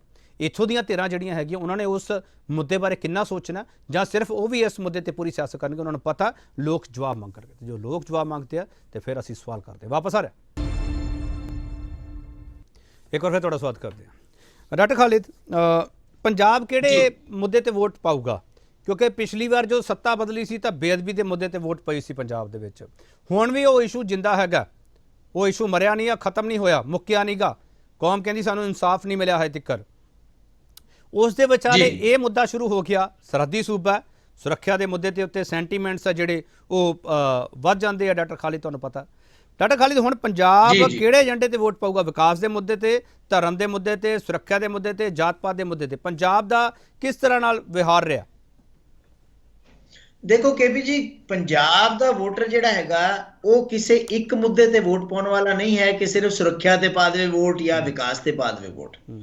ਜਿਵੇਂ ਤੁਸੀਂ ਬਿਲਕੁਲ ਕਿਹਾ ਹੈ ਕਿ ਉਹ ਮੁੱਦੇ ਜਿਹੜੇ ਕਿ ਪਿਛਲੇ ਇਲੈਕਸ਼ਨ ਦੇ ਵਿੱਚ ਸੀਗੇ, ਉਹਨੇ ਵਿੱਚੋਂ ਰੇਤਾ ਬਜਰੀ ਦਾ ਮੁੱਦਾ ਸੀਗਾ, ਉਹਦੇ ਵਿੱਚ ਬਰਗਾੜੀ ਦਾ ਮੁੱਦਾ ਸੀਗਾ, ਬੇਅਦਬੀ ਦਾ ਮੁੱਦਾ ਸੀਗਾ, ਉਹ ਸਾਰੇ ਮੁੱਦੇ ਜਿਹੜੇ ਹੈਗੇ ਆ ਉਹ ਤੋਂ ਹੱਲ ਹੋਏ ਵੀ ਨਹੀਂ, ਨਾ ਪੋਲੀਟੀਸ਼ੀਅਨ ਉਹਨੂੰ ਹੱਲ ਕਰਨਾ ਚਾਹੁੰਦਾ ਹੈ, ਕਿਉਂਕਿ ਪੋਲੀਟੀਸ਼ੀਅਨ ਅਗਰ ਇਹਨਾਂ ਮਸਲਿਆਂ ਨੂੰ ਹੱਲ ਕਰ ਦੂਗਾ ਤੇ ਫਿਰ ਜਿਹੜਾ ਹੈਗਾ ਉਹਦੇ ਕੋਲ ਕੁਝ ਬਚੇਗਾ ਨਹੀਂ ਅਪੀਲ ਕਰਨ ਵਾਸਤੇ ਵੋਟਰ ਵਾਸਤੇ। ਹਾਂ, ਇਸ ਵੇਲੇ ਪੰਜਾਬ ਦਾ ਵੋਟਰ ਬਹੁਤ ਕਨਫਿਊਜ਼ਡ ਹੈ। ਕਨਫਿਊਜ਼ ਕਈ ਕਾਰਨ ਕਰਕੇ ਹੈ। ਨੰਬਰ 1, ਪਹਿਲਾਂ 2 ਧਿਰਾਂ ਹੁੰਦੀਆਂ ਸੀਗੀਆਂ, ਫਿਰ 3 ਹੋਈਆਂ, ਆਮ ਆਦਮੀ ਪਾਰਟੀ ਰਲ ਗਈ, ਹੁਣ 5-6 ਧਿਰਾਂ ਜਿਹੜੀਆਂ ਹੈਗੀਆਂ ਉਹ ਇਲੈਕਸ਼ਨ ਦੇ ਵਿੱਚ ਖੜੀਆਂ, ਔਰ 5-6 ਧਿਰਾਂ ਆਪਣੇ ਆਪਣੇ ਮੁੱਦੇ ਲੈ ਕੇ ਖੜੀਆਂ। ਇਸ ਕਰਕੇ ਵੋਟਰ ਨੂੰ ਇਹ ਨਹੀਂ ਪਤਾ ਕਿ ਮੈਂ ਕਿਹੜਾ ਮੁੱਦਾ ਚੱਕਾਂ, ਨੰਬਰ 1। ਦੂਸਰੇ, ਜਿੰਨੇ ਵੀ ਪੋਲੀਟੀਸ਼ੀਅਨਸ ਹੈ ਉਹ ਬਜਾਏ ਇਸ ਦੇ ਕਿ ਲੋਕਾਂ ਦੇ ਮੁੱਦੇ ਨੂੰ ਲੈ ਕੇ ਚੱਲਣ, ਉਹ ਇੱਕ ਦੂਸਰੇ ਦੇ ਉੱਪਰ ਅਟੈਕ ਕਰ ਰਹੇ ਹੈ, ਇੱਕ ਦੂਸਰੇ ਦੀਆਂ ਬੁਰਾਈਆਂ ਗਿਣਾ ਰਹੇ ਹੈ, ਨਾ ਕਿ ਉਹ ਇਹ ਦੱਸ ਰਹੇ ਹੈ ਕਿ ਅਸੀਂ ਪਿਛਲੇ 5 ਸਾਲ ਦੇ ਵਿੱਚ ਆਹ ਵਾਅਦੇ ਕੀਤੇ ਸੀਗੇ, ਉਹ ਕਿੰਨੇ ਕੁ ਪੂਰੇ ਹੋਏ, ਕਿੰਨੇ ਕੁ ਨਹੀਂ ਪੂਰੇ ਹੋਏ। ਜਿਹੜਾ ਪੋਲੀਟੀਸ਼ੀਅਨ ਹੈ, ਸਾਰੇ ਪੋਲੀਟੀਕਲ ਪਾਰਟੀਆਂ ਦੇ, ਉਹਨਾਂ ਦਾ ਕੋਈ ਇੰਟਰਸਟ ਜਿਹੜਾ ਹੈਗਾ ਉਹ ਸੜਕ, ਬਿਜਲੀ ਤੇ ਪਾਣੀ ਦਾ ਨਹੀਂ ਹੈ, ਉਹਨਾਂ ਦਾ ਕੋਈ ਇੰਟਰਸਟ ਰੋਜ਼ਗਾਰ ਦੇ ਵਿੱਚ ਨਹੀਂ ਹੈ, ਉਹਨਾਂ ਦਾ ਕੋਈ ਇੰਟਰਸਟ ਹੈਲਥ ਕੇਅਰ ਦੇ ਵਿੱਚ ਨਹੀਂ ਹੈ। ਉਹਨਾਂ ਦਾ ਇੰਟਰਸਟ ਇਹ ਹੈਗਾ ਕਿ ਇੱਕ ਦੂਸਰੇ ਨੂੰ ਪਛਾੜ ਕੇ ਗੱਲੀ ਬਾਤੀ, ਇੱਕ ਦੂਸਰੇ ਨੂੰ ਨੀਵਾਂ ਦਿਖਾ ਕੇ ਬਰਾਉਨੀ ਪੁਆਇੰਟ ਕਿਸ ਤਰ੍ਹਾਂ ਮੈਂ ਲਵਾਂ, ਉਹਦੇ ਬੇਸ ਦੇ ਉੱਪਰ ਮੈਂ ਲੋਕਾਂ ਦੇ ਵਿੱਚ ਜਾਵਾਂ। ਤੁਸੀਂ ਦੇਖੋ ਪਿਛਲੇ 6 ਮਹੀਨਿਆਂ ਦੀਆਂ ਸਾਰੇ ਪੋਲੀਟੀਕਲ ਲੀਡਰਸ ਦੀਆਂ ਸਟੇਟਮੈਂਟਾਂ ਕੱਢ ਕੇ ਦੇਖ ਲਓ, ਉਹਨਾਂ ਨੇ ਕੋਈ ਵੀ ਗੱਲ ਇਸ ਤਰ੍ਹਾਂ ਦੀ ਕੀਤੀ ਹੋਵੇ ਜਿਹੜੀ ਲੋਕ ਹਿੱਤ ਦੇ ਵਿੱਚ ਹੋਵੇ? ਉਹ ਸਿਰਫ ਇੱਕ ਦੂਸਰੇ ਦੇ ਉੱਪਰ ਅਟੈਕ ਕਰਨ ਦੇ ਵਿੱਚ ਲੱਗੇ ਹੋਏ ਹਨ। ਔਰ ਇਹ ਸਾਡੇ ਸਟੇਟ ਵਾਸਤੇ ਬਹੁਤ ਮੰਦਭਾਗਾ ਹੈ, ਕਿਉਂਕਿ ਕਿਸੇ ਕੋਲ ਕੋਈ ਰੋਡ ਮੈਪ ਨਹੀਂ ਹੈ ਇਹ ਦੱਸਣ ਦਾ ਕਿ ਸਟੇਟ ਨੂੰ ਉਹ ਕ੍ਰਾਈਸਿਸ ਦੇ ਵਿੱਚੋਂ ਕਿਵੇਂ ਕੱਢੀਏ, ਜਿਹੜੇ ਕ੍ਰਾਈਸਿਸ ਦੇ ਵਿੱਚ ਇਸ ਵੇਲੇ ਸਾਡਾ ਸਟੇਟ ਹੈ, ਚਾਹੇ ਉਹ ਐਗਰੀਕਲਚਰ ਦਾ ਕ੍ਰਾਈਸਿਸ ਹੈ, ਚਾਹੇ ਇੰਡਸਟਰੀ ਦਾ ਕ੍ਰਾਈਸਿਸ ਹੈ, ਚਾਹੇ ਪਾਣੀਆਂ ਦਾ ਕ੍ਰਾਈਸਿਸ ਹੈ, ਚਾਹੇ ਉਹ ਕਰਜ਼ੇ ਦਾ ਕ੍ਰਾਈਸਿਸ ਹੈ। ਉਹਦੇ ਬਾਰੇ ਕੋਈ ਦਾ ਰੋਡ ਮੈਪ ਨਹੀਂ ਹੈ, ਸਿਰਫ ਇੱਕ ਦੂਸਰੇ ਨੂੰ ਗਾਲਾਂ ਕੱਢਣ ਤੇ ਲੱਗੇ ਹੋਏ ਆ। ਮੁਹੰਮਦ ਖਾਲਿਦ, ਕੈਪਟਨ ਅਮਰਿੰਦਰ ਸਿੰਘ ਦੀ ਕੁਰਸੀ ਜਾਣ ਤੋਂ ਬਾਅਦ, ਸੱਤਾ ਜਾਣ ਤੋਂ ਬਾਅਦ ਮਿਸਟਰ ਚੰਨੀ ਆਉਂਦੇ ਆ। ਮਿਸਟਰ ਚੰਨੀ ਦੇ ਬਾਰੇ ਇੱਕ ਨਾਰਾ ਪੰਜਾਬ ਦੇ ਵਿੱਚ ਬਹੁਤ ਪ੍ਰਚਲਿਤ ਹੋ ਗਿਆ, ਘਰ ਘਰ ਚੱਲੀ ਗੱਲ, ਚੰਨੀ ਕਰਦਾ ਮਸਲੇ ਹੱਲ। ਹੁਣ ਤਰੀਕਾ ਸਾਡੇ ਸਾਹਮਣੇ ਹੈ, ਰਿਜ਼ਲਟ ਕਦੋਂ ਆਉਣਾ ਉਹ ਸਾਡੇ ਸਾਹਮਣੇ ਹੈ। ਹੁਣ ਇਹ ਨਾਰਾ ਪ੍ਰਚਲਿਤ ਹੋ ਰਿਹਾ ਕਿ ਘਰ ਘਰ ਚੱਲੀ ਗੱਲ, ਹੁਣ ਚੰਨੀ ਵੀ ਨਹੀਂ ਕਰ ਸਕਦਾ ਮਸਲੇ ਹੱਲ। ਕਰੂਗਾ ਕੌਣ ਸਰ ਮਸਲੇ ਹੱਲ? ਦੇਖੋ, ਜਿਸ ਵੇਲੇ ਚਰਨਜੀਤ ਸਿੰਘ ਚੰਨੀ ਨੂੰ ਸੀਐਮ ਬਣਾਇਆ ਪੰਜਾਬ ਦਾ, ਉਸ ਵੇਲੇ ਇਹਨਾਂ ਨੇ ਕਿਹਾ ਜੀ ਅਸੀਂ 50-60 ਜਿਹੜੇ ਸੀਗੇ ਅਖਬਾਰਾਂ 'ਚ ਵੱਡੀਆਂ ਵੱਡੀਆਂ ਐਡਵਰਟਾਈਜ਼ਮੈਂਟ ਦੱਸੀਆਂ ਕਿ ਅਸੀਂ ਆਹ ਚੀਜ਼ਾਂ ਜਿਹੜੀਆਂ ਹੈਗੀਆਂ ਕਰਨ ਜਾ ਰਹੇ ਹਾਂ। ਲੇਕਿਨ ਮੈਂ ਇਹ ਗੱਲ ਦਾਅਵੇ ਨਾਲ ਕਹਿਣਾ ਕਿ ਉਹਨਾਂ ਵਿੱਚੋਂ 10% ਵੀ ਗੱਲਾਂ ਜਿਹੜੀਆਂ ਹੈਗੀਆਂ ਉਹ ਮੁਕਾਈਆਂ ਗਈਆਂ ਹੋਣ ਜਾਂ ਉਹ ਮਸਲੇ ਹੱਲ ਕੀਤੇ ਗਏ ਹੋਣ। ਸਿਰਫ ਐਲਾਨੇ ਗਏ। ਐਲਾਨ ਦਾ ਮਤਲਬ ਇਹ ਨਹੀਂ ਹੁੰਦਾ ਕਿ ਐਗਜ਼ੀਕਿਊਟ ਵੀ ਹੋ ਗਏ। ਔਰ ਆਪਾਂ ਦੇਖ ਰਹੇ ਹਾਂ ਕਿ ਪਿਛਲੇ ਇੰਨੇ ਜ਼ਿਆਦਾ ਐਲਾਨ ਕੀਤੇ ਗਏ, ਹਰ ਇੱਕ ਵਰਗ ਨੂੰ ਇਹ ਕਿਹਾ ਗਿਆ ਤੇਰਾ ਅਸੀਂ ਇਹ ਕਰ ਦਿਆਂਗੇ ਉਹ ਕਰ ਦਿਆਂਗੇ, ਲੇਕਿਨ ਕਿਸੇ ਬਾਰੇ ਕੋਈ ਨੋਟੀਫਿਕੇਸ਼ਨ ਨਹੀਂ ਆਈ। ਡਾਕਟਰ ਖਾਲਿਦ ਮੈਂ ਥੋੜਾ ਰੋਕ ਰਿਹਾ ਤੁਹਾਨੂੰ। ਡਾਕਟਰ ਖਾਲਿਦ, ਮੇਰੇ ਇਸੇ ਨਾਲ ਹੀ ਸਵਾਲ ਹੈ। ਡਾਕਟਰ ਖਾਲਿਦ, ਜੋ ਤੁਸੀਂ ਐਲਾਨ ਦੀ ਗੱਲ ਕਰਦੇ ਹੋ ਤੇ ਵਿਰੋਧੀ ਧਿਰਾਂ ਨੇ ਇਹਨਾਂ ਨੂੰ ਐਲਾਨਜੀਤ ਸਿੰਘ ਵੀ ਕਹਿਣਾ ਸ਼ੁਰੂ ਕਰ ਦਿੱਤਾ ਸੀਗਾ। ਮੈਂ ਉਸ ਚਰਚਾ ਵਿੱਚ ਨਹੀਂ ਜਾਣਾ ਚਾਹੁੰਦਾ। ਡਾਕਟਰ ਖਾਲਿਦ, ਮੇਰਾ ਸਵਾਲ ਇਹ ਹੈ ਕਿ ਜਦੋਂ ਇਹ ਐਲਾਨ ਕਰਦੇ ਆ ਇਲੈਕਸ਼ਨ ਦੇ ਨੇੜੇ, ਚਾਹੇ ਉਹ ਆਮ ਆਦਮੀ ਪਾਰਟੀ ਹੋਵੇ, ਚਾਹੇ ਕਾਂਗਰਸ ਹੋਵੇ, ਅਕਾਲੀ ਦਲ ਹੋਵੇ, ਬੀਜੇਪੀ ਹੋਵੇ, ਜਾਂ ਕੋਈ ਵੀ ਪਾਰਟੀ ਹੋਵੇ, ਸਪਾ ਹੋਵੇ ਜਾਂ ਕੋਈ ਵੀ ਹੋਵੇ, ਡਾਕਟਰ ਖਾਲਿਦ ਸਵਾਲ ਇਹ ਹੈ, ਇਹ ਕਹਿੰਦੇ ਆ ਕਿ ਲੋਕਾਂ ਦੀ ਯਾਦ ਸ਼ਕਤੀ ਬਹੁਤ ਕਮਜ਼ੋਰ ਹੈ, ਲੋਕ ਜਲਦੀ ਭੁੱਲ ਜਾਂਦੇ ਆ, ਇਸ ਲਈ ਅਸੀਂ ਵੋਟਾਂ ਦੇ ਨੇੜੇ ਅਨਾਉਂਸ ਕਰਦੇ ਹਾਂ, ਲੋਕ ਯਾਦ ਰੱਖਣ, ਚਾਹੇ ਉਹ ਫ੍ਰੀ ਵੀਜ਼ਾ ਚਾਹੇ ਜੋ ਮਰਜ਼ੀ ਆ, ਸਾਨੂੰ ਵੋਟ ਪਾਉਣ ਦੇ ਲੋਕ। ਡਾਕਟਰ ਖਾਲਿਦ, ਇਹਨਾਂ ਦੀ ਇਹ ਪੋਲਿਟਿਕਸ ਹੈ। ਦੇਖੋ ਇੱਦਾਂ ਹੈਗਾ, ਜਿੱਥੇ ਤੱਕ ਫ੍ਰੀ ਬੀਜ ਦਾ ਸਵਾਲ ਹੈ, ਆਪਾਂ ਜਿੰਨੇ ਵੀ, ਕੋਈ ਕਹਿੰਦਾ ਜੀ ਅਸੀਂ 2000 ਦੇਵਾਂਗੇ ਵਿਮਨ ਨੂੰ, ਕੋਈ ਕਹਿੰਦਾ 1000 ਦੇਵਾਂਗੇ, ਕੋਈ ਕਹਿੰਦਾ ਨਾਲ 8 ਸਿਲੰਡਰ ਦੇਵਾਂਗੇ, ਕੋਈ ਕੁਝ ਕਹਿ ਰਿਹਾ ਕੋਈ ਕੁਝ ਕਹਿ ਰਿਹਾ। ਉਹ ਸਾਰੀਆਂ ਚੀਜ਼ਾਂ ਜਿਹੜੀਆਂ ਹੈਗੀਆਂ ਉਹ ਲੋਕਾਂ ਦੇ ਸਾਹਮਣੇ ਹੈ।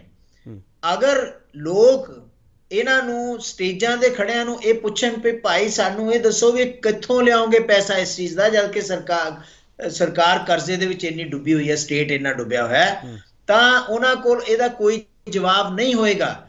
ਜਨਤਾ ਜਿਹੜੀ ਹੈਗੀ ਹੈ ਉਹ ਇੰਨੀ ਵੀ ਬੇਵਕੂਫ ਨਹੀਂ ਹੈ। ਹਾਂ, ਇੰਨਾ ਜ਼ਰੂਰ ਹੈਗਾ ਕਿ ਜਨਤਾ ਕੋਲ ਹੋਰ ਕੋਈ ਵਿਕਲਪ ਨਹੀਂ ਹੈ ਸਿਵਾਏ ਵੋਟ ਪਾਉਣ ਤੇ। ਵੋਟ ਤਾਂ ਉਹਨਾਂ ਨੇ ਪਾਉਣੀ ਹੈ ਪਾਉਣੀ ਹੈ, ਉਹਨਾਂ ਨੂੰ ਵੀ ਪਤਾ ਵੋਟ ਪਾਉਣੀ ਪੈਣੀ ਹੈ। ਔਰ ਇੱਕ ਹੋਰ ਗੱਲ ਹੈ ਕਿ ਜਿੰਨੀਆਂ ਵੀ ਪੋਲੀਟੀਕਲ ਪਾਰਟੀਆਂ ਹੈ, ਜਿਸ ਵੇਲੇ ਇਲੈਕਸ਼ਨ ਦੇ ਵਿੱਚ ਆਉਂਦੀਆਂ, ਉਹ ਪੈਸੇ ਦਾ ਵੀ ਇਸਤੇਮਾਲ ਕਰਦੀਆਂ, ਉਹ ਡਰੱਗਸ ਦਾ ਵੀ। ਜੀ ਜੀ ਜੀ, ਮੈਂ ਆ ਰਿਹਾ ਤੁਹਾਡੇ ਕੋਲ, ਵਾਪਸ ਆ ਰਿਹਾ, ਛੋਟਾ ਜਿਹਾ ਬ੍ਰੇਕ ਲੈ ਲਵਾਂ, ਤੁਹਾਡਾ ਆਵਾਜ਼ ਮੇਰੇ ਤੱਕ ਨਹੀਂ ਪਹੁੰਚ ਪਾ ਰਹੀ। ਬ੍ਰੇਕ ਲੈ ਕੇ ਵਾਪਸ ਆ ਰਹੇ ਆ। ਡਾਕਟਰ ਮੁਹੰਮਦ ਖਾਲਿਦ ਸਾਡੇ ਨਾਲ ਮੌਜੂਦ ਰਹਿਣਗੇ।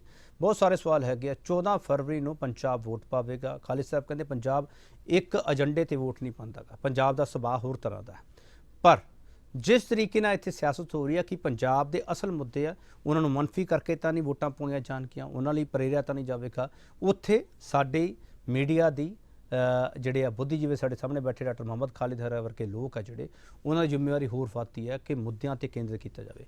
ਪੰਜਾਬ ਸਿਰ ਬਹੁਤ ਵੱਡਾ ਕਰਜ਼ਾ ਹੈ ਤੇ ਜਦੋਂ ਹੁਣ ਸਿਆਸਤ ਖੁਦ ਇਹ ਕਹਿਣ ਲੱਗ ਪਵੇ ਕਿ ਅਸੀਂ ਤੁਹਾਨੂੰ ਆਇਲਸ ਕਲੀਅਰ ਕਰਨ ਦੇ ਲਈ ਮੌਕੇ ਦੇਵਾਂਗੇ, ਯਾਨੀ ਕਿ ਤੁਹਾਨੂੰ ਪ੍ਰਵਾਸ ਕਰਾਵਾਂਗੇ। ਪ੍ਰਵਾਸ ਕਰਨਾ ਬੁਰੀ ਗੱਲ ਨਹੀਂ ਹੈਗੀ, ਪਰ ਰੋਜ਼ੀ ਰੋਟੀ ਦੀ ਤਲਾਸ਼ ਵਿੱਚ ਜੇ ਪ੍ਰਵਾਸ ਕਰਨਾ ਪੈ ਰਿਹਾ, ਇਹਦਾ ਮਤਲਬ ਇੱਥੇ ਸਿਸਟਮ ਦੇ ਵਿੱਚ ਕੋਈ ਤਾਂ ਸਵਾਲ ਬਾਕੀ ਹੈਗੇ ਆ।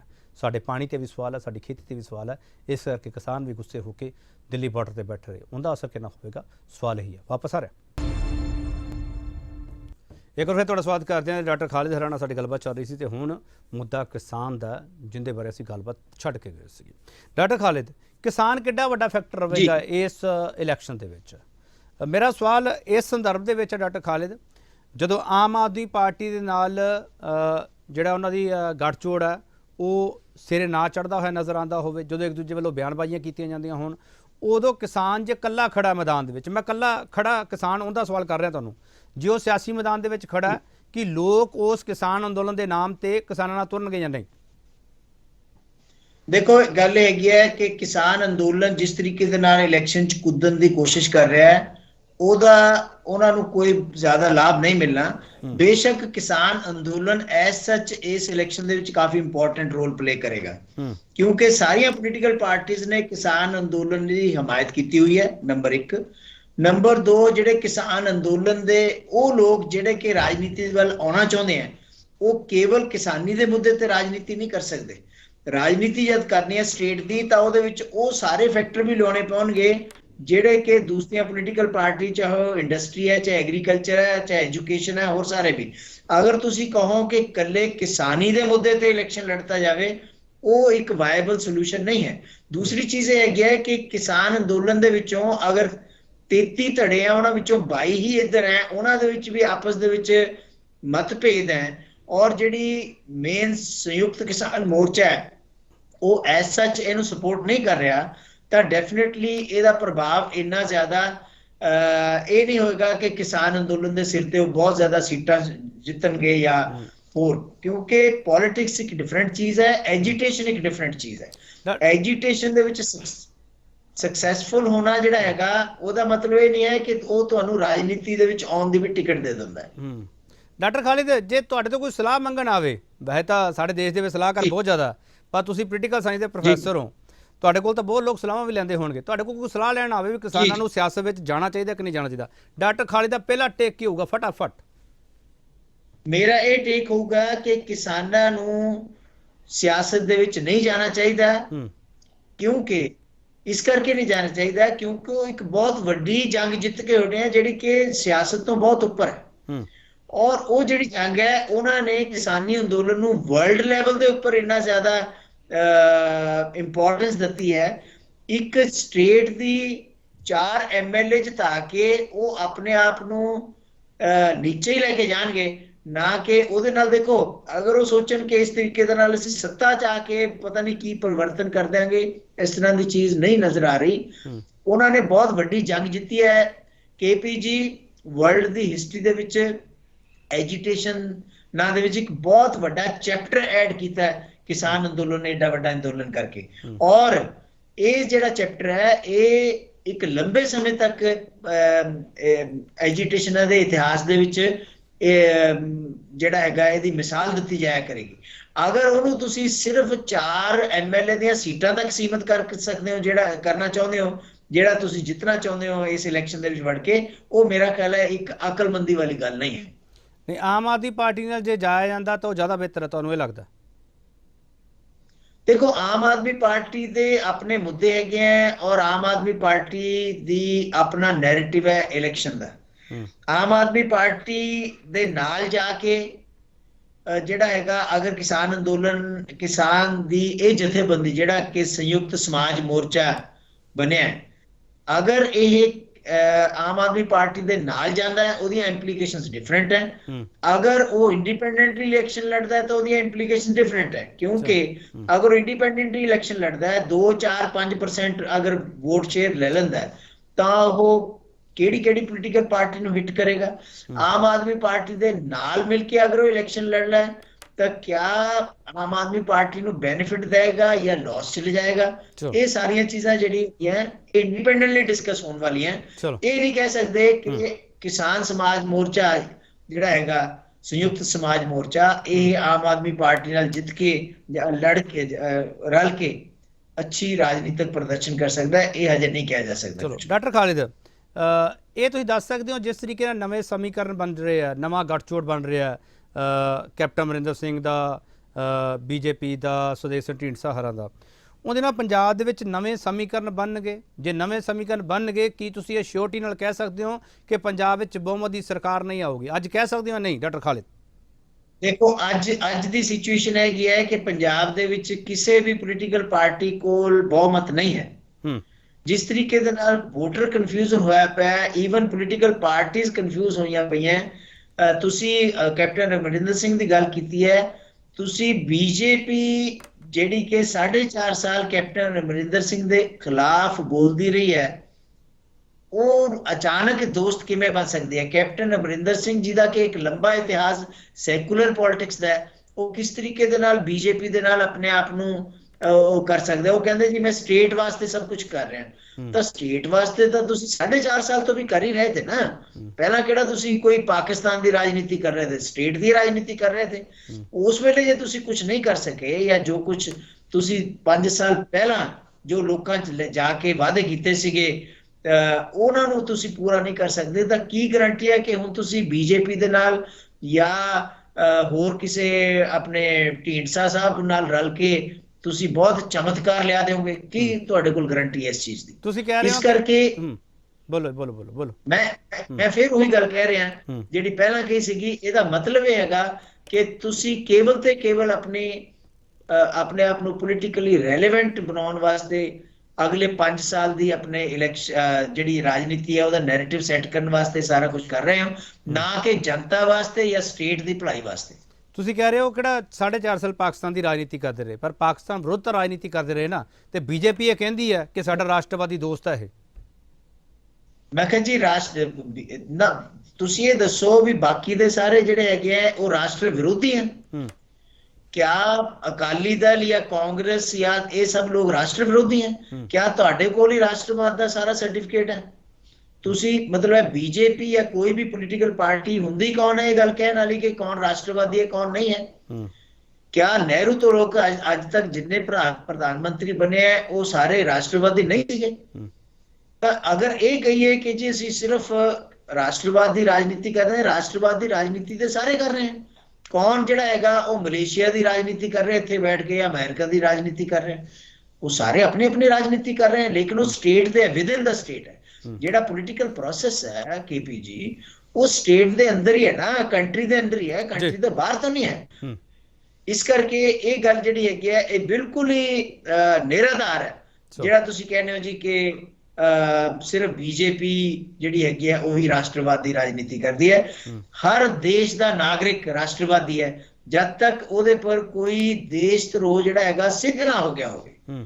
ਤੁਸੀਂ ਬਾਕੀ ਤਾਂ UAPA ਲਾ ਕੇ ਕਿਹਨੂੰ ਮਰਜ਼ੀ ਅੰਦਰ ਕਰ ਲਓ, ਬਾਅਦ ਦੇ ਵਿੱਚ 5-7 ਸਾਲ ਉਹਨਾਂ ਦੇ ਲਾਈਫ ਦੇ ਖਰਾਬ ਕਰਦੇ ਹੋ, ਉਹ ਜਿਹੜੇ ਹੈਗੇ ਬਰੀ ਹੋ ਕੇ ਚਲੇ ਜਾਂਦੇ। ਚਲੋ ਮੈਂ ਇੱਕ ਹੋਰ ਛੋਟਾ ਬ੍ਰੇਕ ਲਵਾਂਗਾ ਡਾਕਟਰ ਖਾਲਿਦ, ਆਖਰੀ ਹਿੱਸੇ ਵਿੱਚ ਅਸੀਂ ਹੋਵਾਂਗੇ, ਤੁਹਾਡੇ ਤੋਂ ਹੋਰ ਸਵਾਲ ਜਵਾਬ ਵੀ ਲੈਣੇ ਹੈਗੇ।